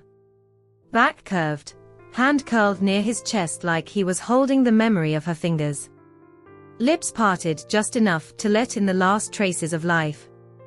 She touched his shoulder. Not to wake him. Not to stop time. Just to be close to the moment she had spent decades both fearing and begging would come when hers did, too. But it hadn't. Not yet. And that was the worst part. His heart was still beating. Weak, but steady. Like an old drum still echoing across a battlefield long after the war has been forgotten. She leaned in close, rested her forehead to his, and whispered words she'd said thousands of times, but never like this. Don't go without me. Outside, the sky was heavy with the kind of clouds that don't move. They just linger, fat, gray things, holding back storms like secrets. She thought of their first winter. The one when they had nothing but a roof that leaked and each other's arms. They didn't shiver then. They laughed through it, teeth chattering, wrapped so tightly together that even the cold gave up. She thought of the way he used to laugh, mouth wide, head thrown back, like joy had to escape, or it would split him open. She thought of how that laugh had softened over time. Turned into a quiet rumble. Then a smile. Then a look. Then, silence. Not from sadness. But from fullness. He'd had no need to say much anymore. Everything he needed was in her eyes. And hers in his. Now those eyes were closed. But not gone. Not yet. She curled beside him. Close enough to feel his ribs rise. Close enough to know it wouldn't last much longer. And then she did something foolish. She prayed. Not to be spared. Not to have more time. But to be taken with him. It was a selfish prayer, and she knew it. But love, real love, was never clean. It claws at the soul with sharp nails. It bites. It demands. It makes fools of saints and liars of the pure-hearted. It begs without shame. Let me go when he goes. Please. Let me follow. She didn't cry. The tears had dried up years ago, when they'd buried the last of their friends. When their village stopped asking them to speak at weddings. When people started coming to them only to remember, not to begin. They had been the last witness to too many endings. But now, they had come to their own. His breath hitched. A sharp inhale. She froze. Then it came again, ragged, breaking. He was slipping. She sat up. Took his face in both hands. Pressed her lips to his brow. Let her tears wet his skin for the first time in decades. And he smiled. Not with his mouth. With something deeper. A flicker. A flame catching the last of the wick. He saw her. She saw him. And then, without another breath, his chest stilled. For a moment, the world was wrong. As if the ground forgot how to hold weight. As if gravity itself cracked. But she did not scream. She did not wail. She laid her head on his chest and whispered again, "Don't go without me." And this time, the gods listened. It began in her fingers. A numbness first. Then warmth. Then heat, white hot, rushing through her blood like fire with purpose. Her lungs filled once, twice, then stopped fighting. Her heart slowed. Not out of weakness. Out of will. Her mouth found his one last time. And in the space between kiss and death, she smiled too. Then, stillness. Then, something more. The world held its breath. The house, their temple, trembled. Not violently. Not cruelly. Like it knew. Like it mourned. Like it honored. And outside, where the linden met the oak, leaves began to shake. Not from wind. From joy. From return. Two trunks. One heart. Branches stretched toward each other, like hands in sleep. Bark pressed to bark. Roots tangled so tightly beneath the soil that even death could not tell them apart. And somewhere, not far, not near, not here or there, a voice neither male nor female, neither old nor young, spoke without speaking. This is love. Not the kind carved in stone. Not the kind etched in poems. Not the kind sung in songs. But the kind that buries itself in the bones and stays there. Unshaken. Untouched. Unending. The sky did not weep. The earth did not roar. They simply remained. As they always had. And if you walk beneath the trees that twist like lovers holding each other through every storm, you will feel it. Not a wind. Not a chill. But a pull. As if the world is reminding you, this is what love was meant to be. The knock was faint, barely there, like a whisper against rotted wood. Rain pressed against the windows, thick and relentless. The kind of rain that sounded like it wanted in. She glanced at the door, then back to the fire. The pot hissed softly, its contents modest but warm. Enough for two. The knock came again. He looked at her. She looked back. No words. Only the space between them, one heartbeat long, before he stood, joints creaking louder than the floorboards. The door opened with a groan that startled the night. There they stood, soaked to the bone, clothes clinging like second skin, mud caked to their ankles, eyes hollow with something more than hunger. Strangers. Silent.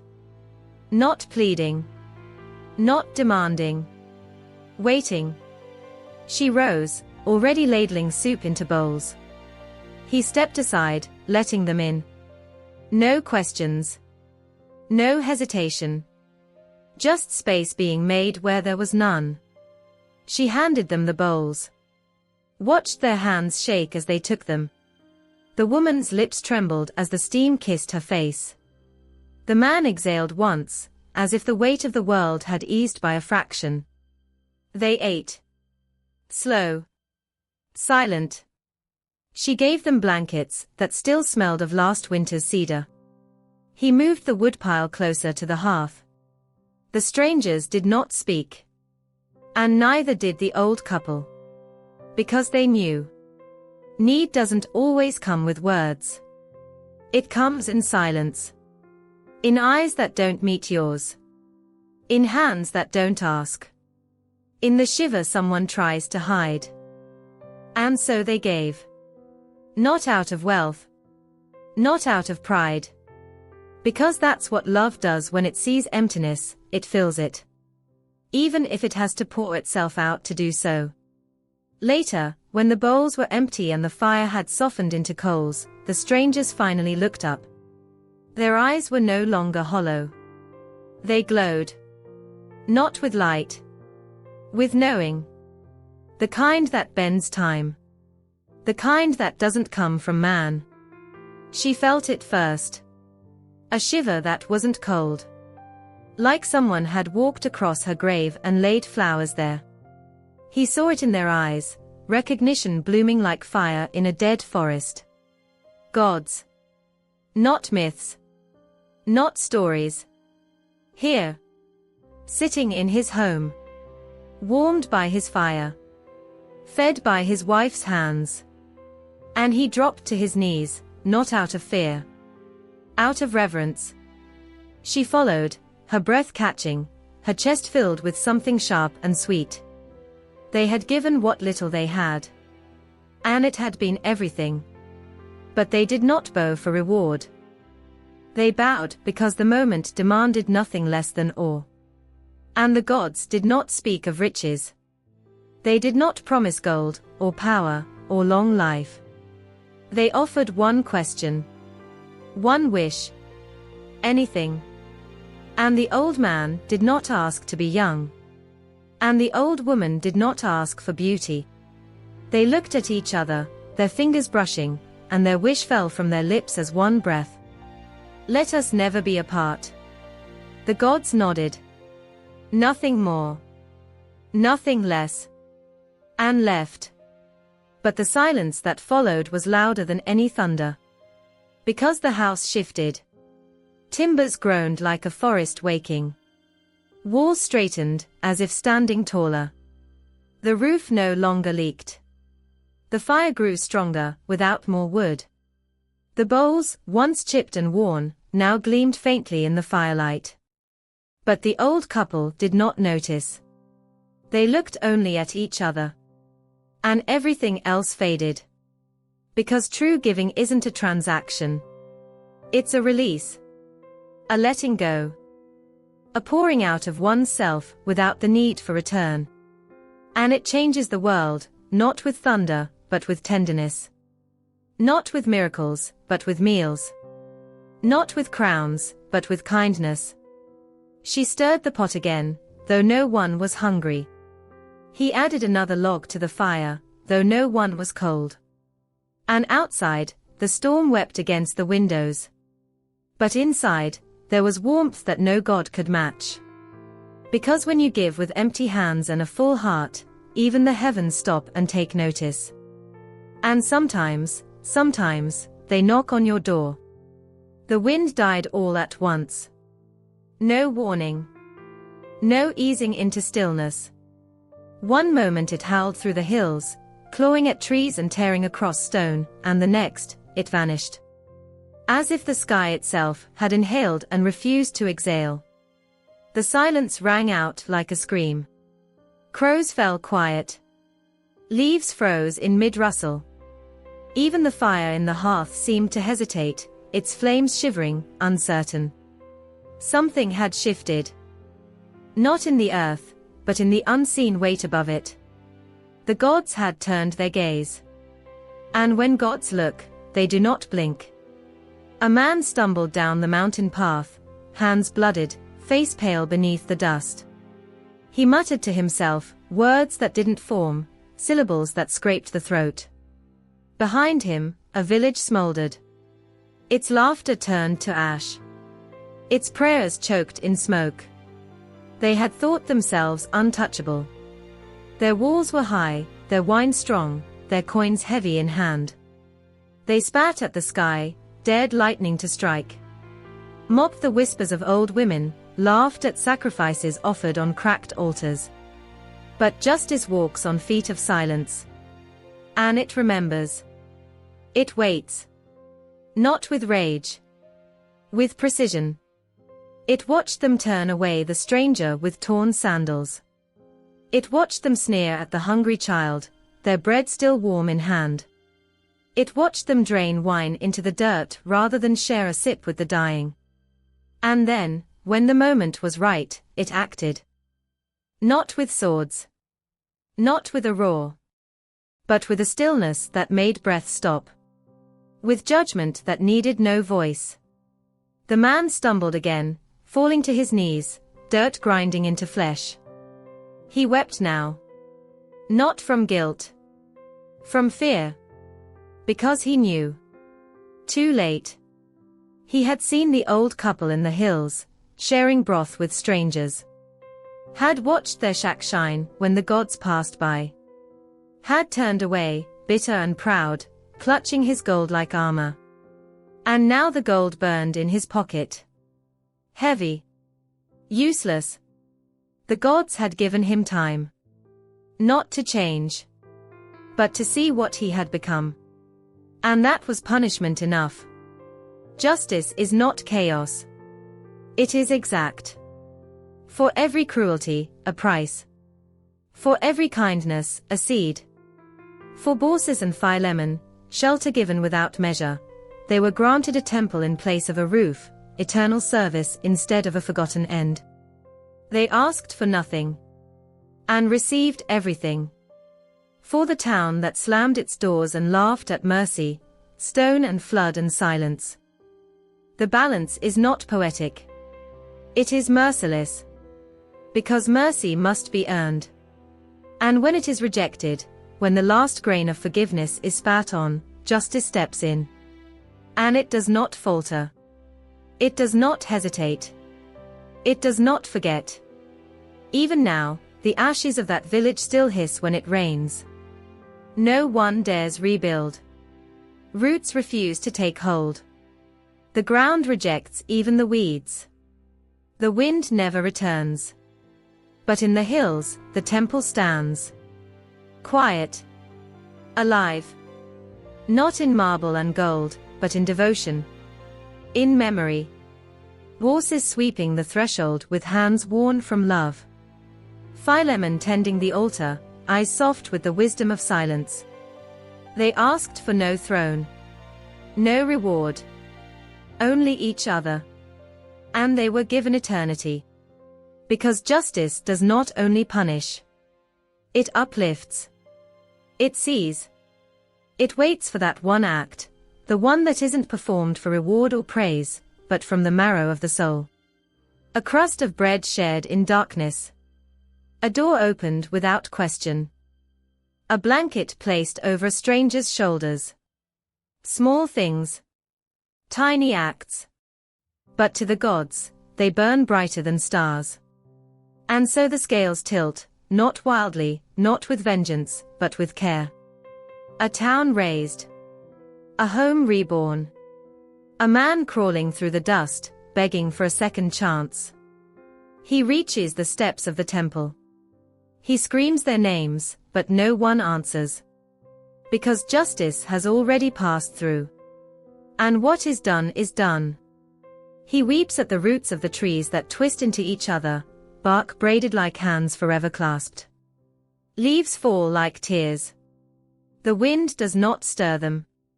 He presses his head to the bark. Feels nothing. No heat. No pulse. Only truth.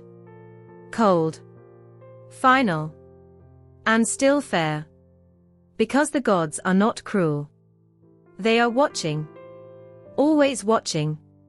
And their justice, sharp, silent, searing, is never far behind. The bark split with a sound like bone cracking. Not loud. Not violent. Just sudden, sharp. And then silence. No birds.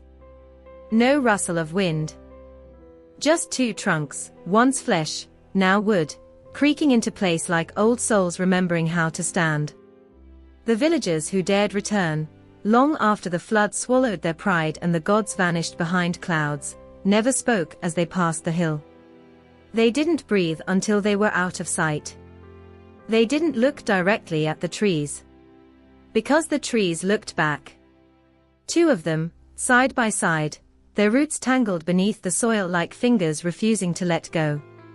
One bark smooth and pale, the other rough and dark, but both leaning, not by chance, toward each other. Leaning like lovers mid-whisper, as if caught in the moment before goodbye. Or the moment just after. No one chopped wood from them. No one even touched them. Axes dulled at the thought. Children cried when they wandered too close, though they couldn't say why. Some said the leaves never aged. Others swore they did, turning gold each year, then falling all at once in a single sigh, only to return green by morning. No one could prove either. But everyone felt it. The throb of something ancient. Not dead. Not alive. Eternal. People forget that trees are not still. Not really. They twist when no one's looking. They reach. They murmur things in the dark that human ears can't hold. They remember. Especially these. They weren't just trees. They were what was left of a promise. Baucis and Philemon. Their breath no longer misted in the cold, but it sang in the wind that curled through the branches. Their hands no longer touched, but the roots had grown together, fusing in the earth's silence, threading like veins beneath the ground. This was not a reward. It was a vow made visible. No tomb. No stone. No words. Just the stillness of something too sacred to say aloud. People think immortality is golden crowns, torches burning in temples with names carved in stone. But true immortality, real, brutal, beautiful eternity, lives in things that outlast noise. Like trees. Because trees don't shout. They endure. They stand through storms without crying out. They break and grow and bleed sap when cut, and still, they reach upward. They don't need to be understood. They just need to be felt. Like love that doesn't demand. Like love that remains after the heart stops beating. That's what these trees were. A love that refused to end. And so the gods answered not with fire, not with a second death, but with something that aches more beautifully than any miracle. A transformation that wasn't flashy or loud. A gift that was also a burden. To be seen forever, and yet never touched. That's what eternity means. Not applause. Not songs. But stillness that pulses. Quiet that hums louder than any hymn. And in that quiet, the lovers still speak. Their branches bend toward each other even now. Storms rip through the sky, but the trees never part. Never lean away. Never fall separately. People bring offerings, flowers, coins, prayers etched on torn cloth, and leave them at the base. Some kneel. Some just stand and stare, as if the trees will whisper a secret if watched long enough. But the trees say nothing. Because what they are says everything. This is what devotion looks like when words run dry. This is what faith looks like when bones no longer move. And this is what the gods meant when they said forever. Not the kind of forever that mortals imagine. The kind that breathes even when lungs do not. The kind that roots itself into the skin of the world and waits. Waits without rushing. Waits without fear. Waits without forgetting. Every spring, buds bloom on the tips of their branches like soft confessions. Every autumn, leaves fall together like shared memories released one last time. The cycle never breaks. It doesn't need to. It is the memory of love. Not the sweet, soft kind. The fierce, quiet kind. The kind that would rather turn to wood than wake up without the other. The kind that bleeds into the soil until even the worms carry it, even the stones hold it like breath. So when people pass by and feel the sting in their chest, the pressure behind their eyes, they never know why. But the trees know. They always know. Because they are still loving. Still reaching. Still waiting. Even after all this time. The air was thick with the scent of iron and blooming flowers. A cruel juxtaposition. Beneath the ancient mulberry tree, its leaves whispering secrets to the wind, two lifeless bodies lay entwined. Pyramus's sword, still warm with his blood, rested between them, its hilt slick with the evidence of love's ultimate sacrifice. These delicate fingers, now cold, clutched the blade's edge, her final act mirroring his.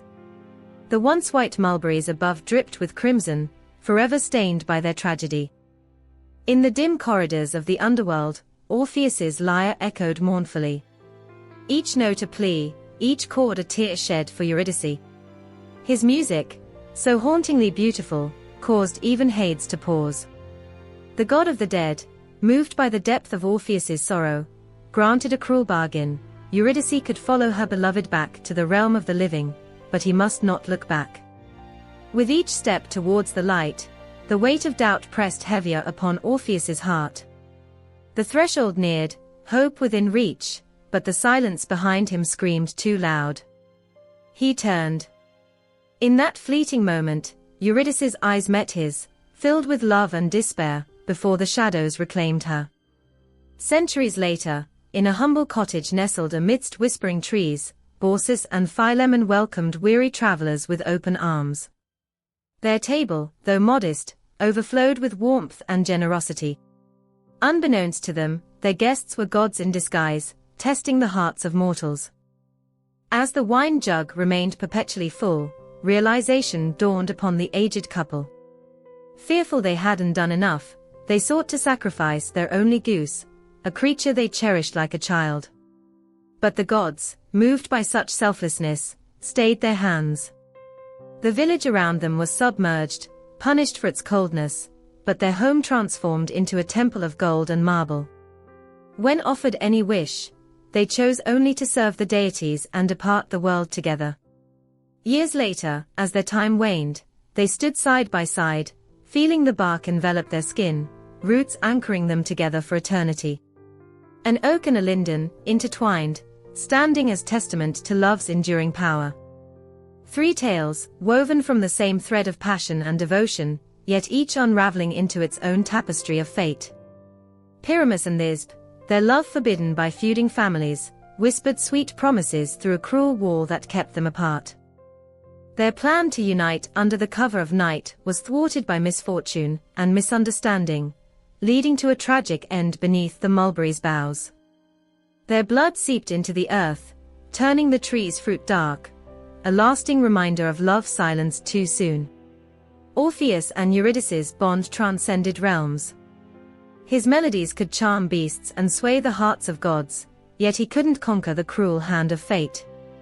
His journey to reclaim his bride from death's grip showcased love's resilience, but also its fragility. The simple act of looking back, born from overwhelming yearning, sealed their doom. Eurydice faded into the abyss, leaving Orpheus to wander, his songs now dirges of loss. Baucis and Philemon's love was quiet, steadfast, and enduring. In their twilight years, they found joy in each other's company, their humble existence rich with contentment. Their unwavering hospitality and kindness stood in stark contrast to the coldness of their neighbors. Rewarded by the gods, their wish to remain together for all time was granted not in death, but in transformation. Their branches intertwined, leaves whispering secrets of a love that neither time nor divinity could sever.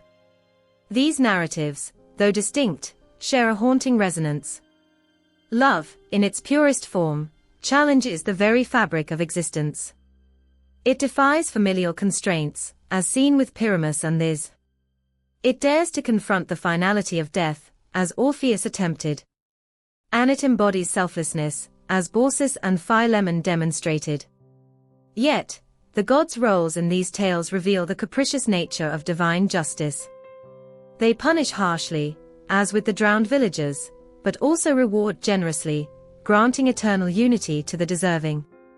The mulberry tree, its berries forever darkened, stands as a somber monument to love's potential for tragedy. The underworld's echoing halls, where Eurydice's sighs linger, remind us of the perils of doubt. And the intertwined trunks of the oak and linden whisper of love's capacity to transcend mortality, rooting itself firmly in the annals of eternity. The wind held its breath. In the silence, the earth waited. Then, a shudder, a ripple through the soil, as if the gods themselves stirred beneath the surface. From the stillness, two trees emerged, their trunks entwined, branches reaching skyward in a silent hymn. Not born of seed or root, but of flesh and devotion, Philemon and Baucis, transformed. Their love, now etched into bark and leaf, stood as a testament to a bond that defied mortality. In this metamorphosis, the divine acknowledged the sanctity of human connection, elevating it to the eternal. In Roman interpretations, the tale of Philemon and Baucis transcended its origins, embodying ideals of piety, hospitality, and unwavering love. Their story, preserved in Ovid's Metamorphoses, resonated through centuries, inspiring adaptations that celebrated their virtues. From Goethe's literary works to Haydn's operatic compositions, their narrative was reimagined, each rendition a tribute to their enduring legacy. Across cultures, variations of their myth emerged, each reflecting the values and beliefs of its people. Yet, the core remained unchanged. A humble couple's selfless hospitality rewarded by the gods, their love immortalized in nature. In these retellings, the essence of Philemon and Baucis endured, a beacon of hope and a reminder of the divine within the human spirit. The wind held its breath. In the silence, the earth waited. Then, a shudder, a ripple through the soil, as if the gods themselves stirred beneath the surface. From the stillness, two trees emerged, their trunks entwined, branches reaching skyward in a silent hymn. Not born of seed or root, but of flesh and devotion, Philemon and Baucis, transformed. Their love, now etched into bark and leaf, stood as a testament to a bond that defied mortality. In this metamorphosis, the divine acknowledged the sanctity of human connection, elevating it to the eternal. In Roman interpretations, the tale of Philemon and Baucis transcended its origins, embodying ideals of piety, hospitality, and unwavering love. Their story, preserved in Ovid's Metamorphoses, resonated through centuries, inspiring adaptations that celebrated their virtues. From Goethe's literary works to Haydn's operatic compositions, their narrative was reimagined, each rendition a tribute to their enduring legacy. Across cultures, variations of their myth emerged, each reflecting the values and beliefs of its people. Yet, the core remained unchanged. A humble couple's selfless hospitality rewarded by the gods, their love immortalized in nature. In these retellings, the essence of Philemon and Baucis endured, a beacon of hope and a reminder of the divine within the human spirit. The wind held its breath. In the silence, the earth waited. Then, a shudder, a ripple through the soil, as if the gods themselves stirred beneath the surface. From the stillness, two trees emerged, their trunks entwined, branches reaching skyward in a silent hymn. Not born of seed or root, but of flesh and devotion, Philemon and Baucis, transformed. Their love, now etched into bark and leaf, stood as a testament to a bond that defied mortality. In this metamorphosis, the divine acknowledged the sanctity of human connection, elevating it to the eternal. In Roman interpretations, the tale of Philemon and Baucis transcended its origins, embodying ideals of piety, hospitality, and unwavering love. Their story, preserved in Ovid's Metamorphoses, resonated through centuries, inspiring adaptations that celebrated their virtues. From Goethe's literary works to Haydn's operatic compositions, their narrative was reimagined, each rendition a tribute to their enduring legacy. Across cultures, variations of their myth emerged, each reflecting the values and beliefs of its people. Yet, the core remained unchanged. A humble couple's selfless hospitality rewarded by the gods, their love immortalized in nature. In these retellings, the essence of Philemon and Baucis endured, a beacon of hope and a reminder of the divine within the human spirit. The room was silent, save for the rhythmic ticking of an old clock. Two hands, aged and intertwined, rested on a worn wooden table. Their owners, eyes closed, breathed in unison, a harmony forged over decades. Suddenly, a final exhale, soft and resolute. Moments later, the second followed, as if unwilling to face the world alone. This phenomenon, known as the Philemon and Baucis syndrome, reflects the profound psychological bond where one cannot endure without the other. Their story, rooted in ancient myth, transcends time. Philemon and Baucis, humble and hospitable, welcomed gods disguised as travelers. Their reward: transformation into intertwined trees upon death, symbolizing eternal unity. This metamorphosis speaks to the human desire for connection that defies mortality. Philosophers have long pondered such unity. The myth embodies devotion that challenges the finality of death. It suggests love so profound it seeks to transcend the physical realm, merging souls into a singular existence. This unity, both physical and spiritual, becomes a testament to love's enduring power. In modern interpretations, their tale serves as a psychological mirror. It reflects the human yearning for lasting bonds and the fear of solitude. Their story is not just of love, but of an inseparable identity formed through shared experiences, an unwavering commitment. As the myth persists, it continues to inspire reflections on love's capacity to overcome even death. Philemon and Baucis remain symbols of unity, their legacy etched into the collective consciousness as a beacon of enduring devotion. The wind howled through the desolate streets, carrying with it the scent of decay and forgotten promises. In the heart of a city that once thrived, a lone figure stood beneath the skeletal remains of a tree, its branches reaching out like desperate hands yearning for connection. The air was thick with the weight of indifference, a testament to a world that had turned its back on the sacred. In an age where doors remain closed to strangers and hearts are barricaded against empathy, the tale of Baucis and Philemon emerges as a haunting reminder of what we've lost. Their humble abode, once a sanctuary for wandering gods, now stands as a relic of a time when hospitality wasn't just a virtue, but a sacred duty. Their story isn't just a myth, it's a mirror reflecting our collective apathy. The transformation of their modest home into a temple wasn't merely a reward, it was a divine acknowledgement of their unwavering kindness. And when they were turned into intertwined trees, it wasn't just a metamorphosis, it was a testament to eternal unity and the sanctity of nature.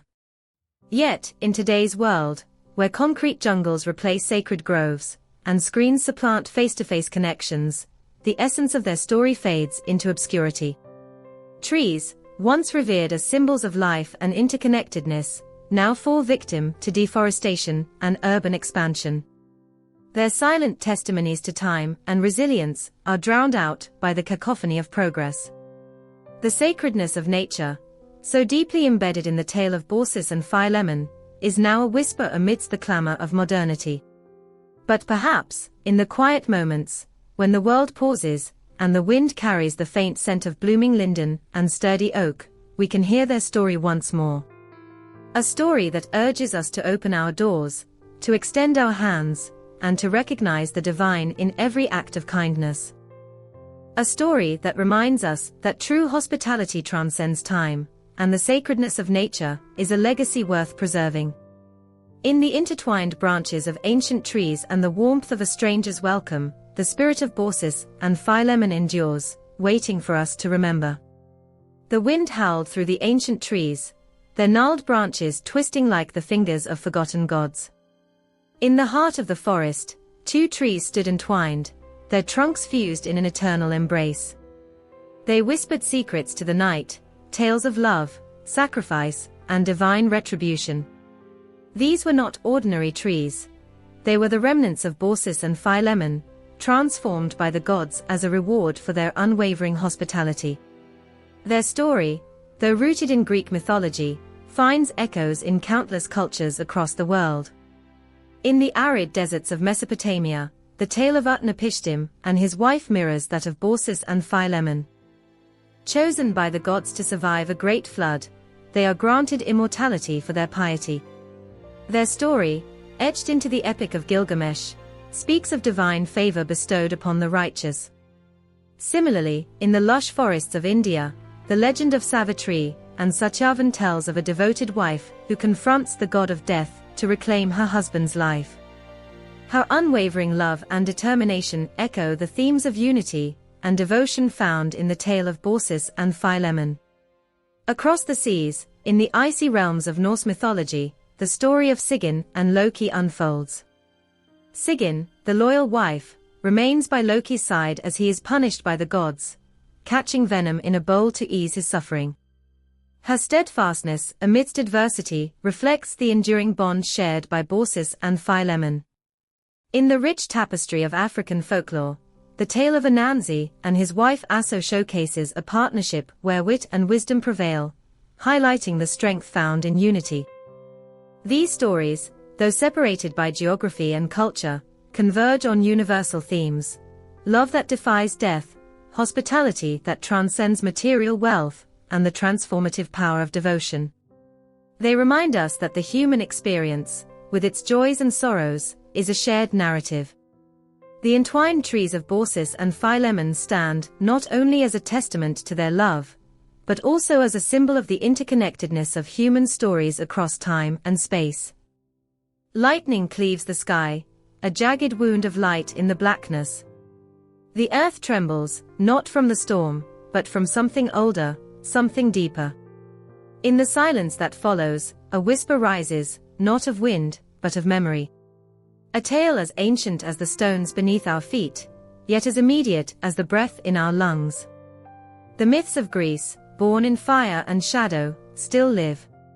They pulse through our veins, echo in our dreams, and shape the very fabric of our understanding. In the heart of the Peloponnese, Mount Lycaon stands as a sentinel of time. Its slopes have borne witness to rituals that blur the line between man and God. Here, archaeologists unearthed a 3,000-year-old skeleton, its bones arranged with deliberate care, suggesting a sacrifice not of animal, but of human.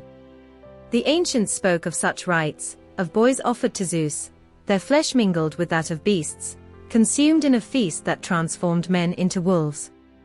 Legends, perhaps, but the bones tell a story that chills the soul. The Parthian Chronicle, a marble stele etched with the annals of time, does not distinguish between myth and history. It records the flood of Deucalion, the voyage of the Argonauts, and the Trojan War with the same gravity as the reigns of kings. To the Greeks, these tales were not mere stories. They were the very essence of their identity. Myth was history, and history was myth. Tiryns, with its cyclopean walls, stands as a testament to the might of heroes. Built with stones so massive that legend claimed only giants could have moved them, this fortress was home to Heracles, the demigod whose labors defined the boundaries of human endurance. The very stones seem to hum with his strength, each one a silent witness to feats that defy comprehension. Cadmus, the founder of Thebes, is said to have sown dragons' teeth into the earth, from which sprang armed warriors. His tale intertwines with the introduction of the Phoenician alphabet to Greece, a gift that transformed communication and preserved stories for eternity. Yet, debates persist about his origins. Was he a Phoenician prince, or a Mycenaean hero? The ambiguity only deepens the allure, making his story a nexus of culture and myth. In Pompeii, a fresco captures the tragic moment of Helle, slipping into the sea as her brother Phrixus reaches out in vain. The colors remain vibrant, the emotions raw, transcending millennia to touch the hearts of modern viewers. This ancient artwork, preserved by volcanic ash, serves as a poignant reminder of the enduring power of myth to convey human emotion. Recent archaeological discoveries in regions like Nakhchivan, Azerbaijan, have unearthed graves of women buried with weapons, suggesting that the legendary Amazons may have been rooted in reality.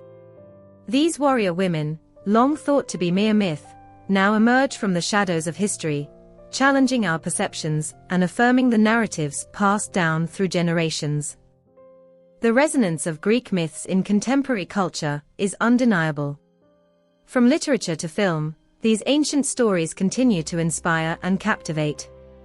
Their themes, love, betrayal, heroism, and tragedy, are universal, speaking to the core of the human experience.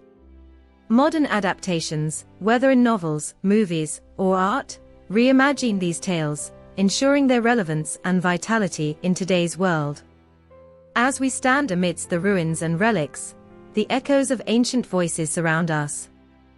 They tell of gods and mortals, of triumphs and sorrows, of a world where the divine and the human intertwine.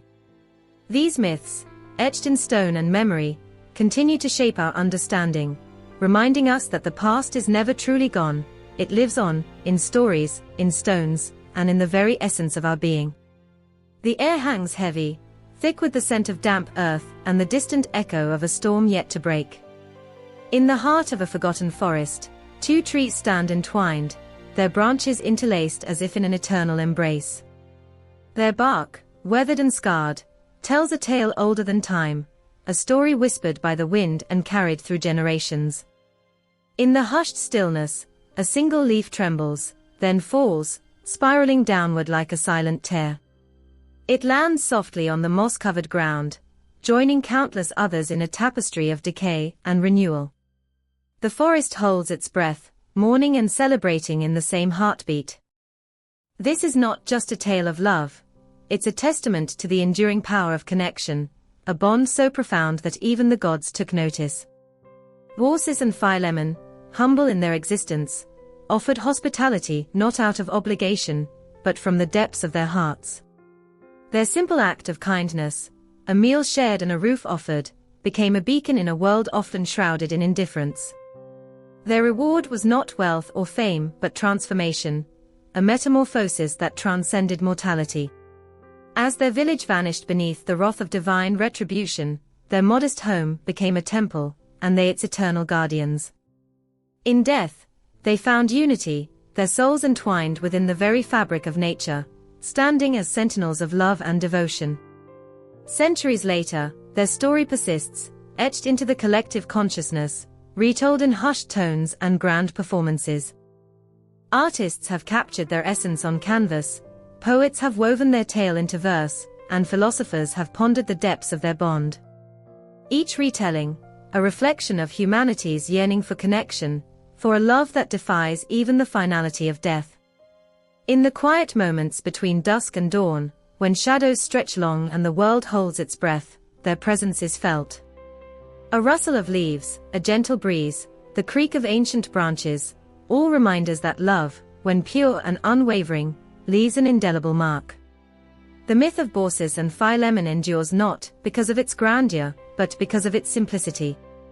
It speaks to the core of human existence, the desire to be seen, to be cherished, and to leave behind a legacy rooted in compassion. Their story is a mirror, reflecting our deepest hopes and fears, a reminder that even in the face of oblivion, love remains. As the forest continues its eternal cycle, the entwined trees stand resolute, their branches reaching skyward, a silent testament to a love that time cannot erode. And in the stillness, if one listens closely, the whispers of Baucis and Philemon can be heard, urging us to open our hearts, to extend kindness, and to believe in the transformative power of love. A knock. Soft, hesitant, yet echoing like thunder in the silence of the night. In a world where doors remain closed to strangers, this knock reverberates through the corridors of time, challenging the very essence of humanity. Would we, in our modern sanctuaries, answer it? Or would we let it fade into the abyss of missed opportunities and forgotten virtues? Baucis and Philemon did not hesitate. Their humble abode, though modest, radiated warmth and welcome. They offered what little they had, not out of obligation, but from a genuine desire to share. Their act was not grand, but it was profound. In a world obsessed with opulence, they found divinity in simplicity. Today, our cities are adorned with towering structures and shimmering lights, yet the essence of hospitality often gets lost amidst the hustle. We pass by those in need, our eyes fixed on screens, our minds preoccupied with trivialities. The spirit of Baucis and Philemon beckons us to pause, to reflect, to rediscover the joy of giving without expecting. Their story transcends time, urging us to look beyond appearances. In their guests, they saw fellow beings, not burdens. They didn't seek validation or rewards, their satisfaction lay in the act itself. Such purity of intent is rare, yet it's what our world desperately needs. The transformation of their home into a temple, and their eventual metamorphosis into intertwined trees is symbolic. It signifies that true acts of kindness leave lasting imprints, becoming eternal testaments to the human spirit. In an age where actions are often driven by ulterior motives, their tale serves as a beacon, illuminating the path of selfless love. As we navigate the complexities of modern life, the lessons from Baucis and Philemon remain ever relevant. They challenge us to open our hearts, to embrace the unknown, and to find beauty in the mundane.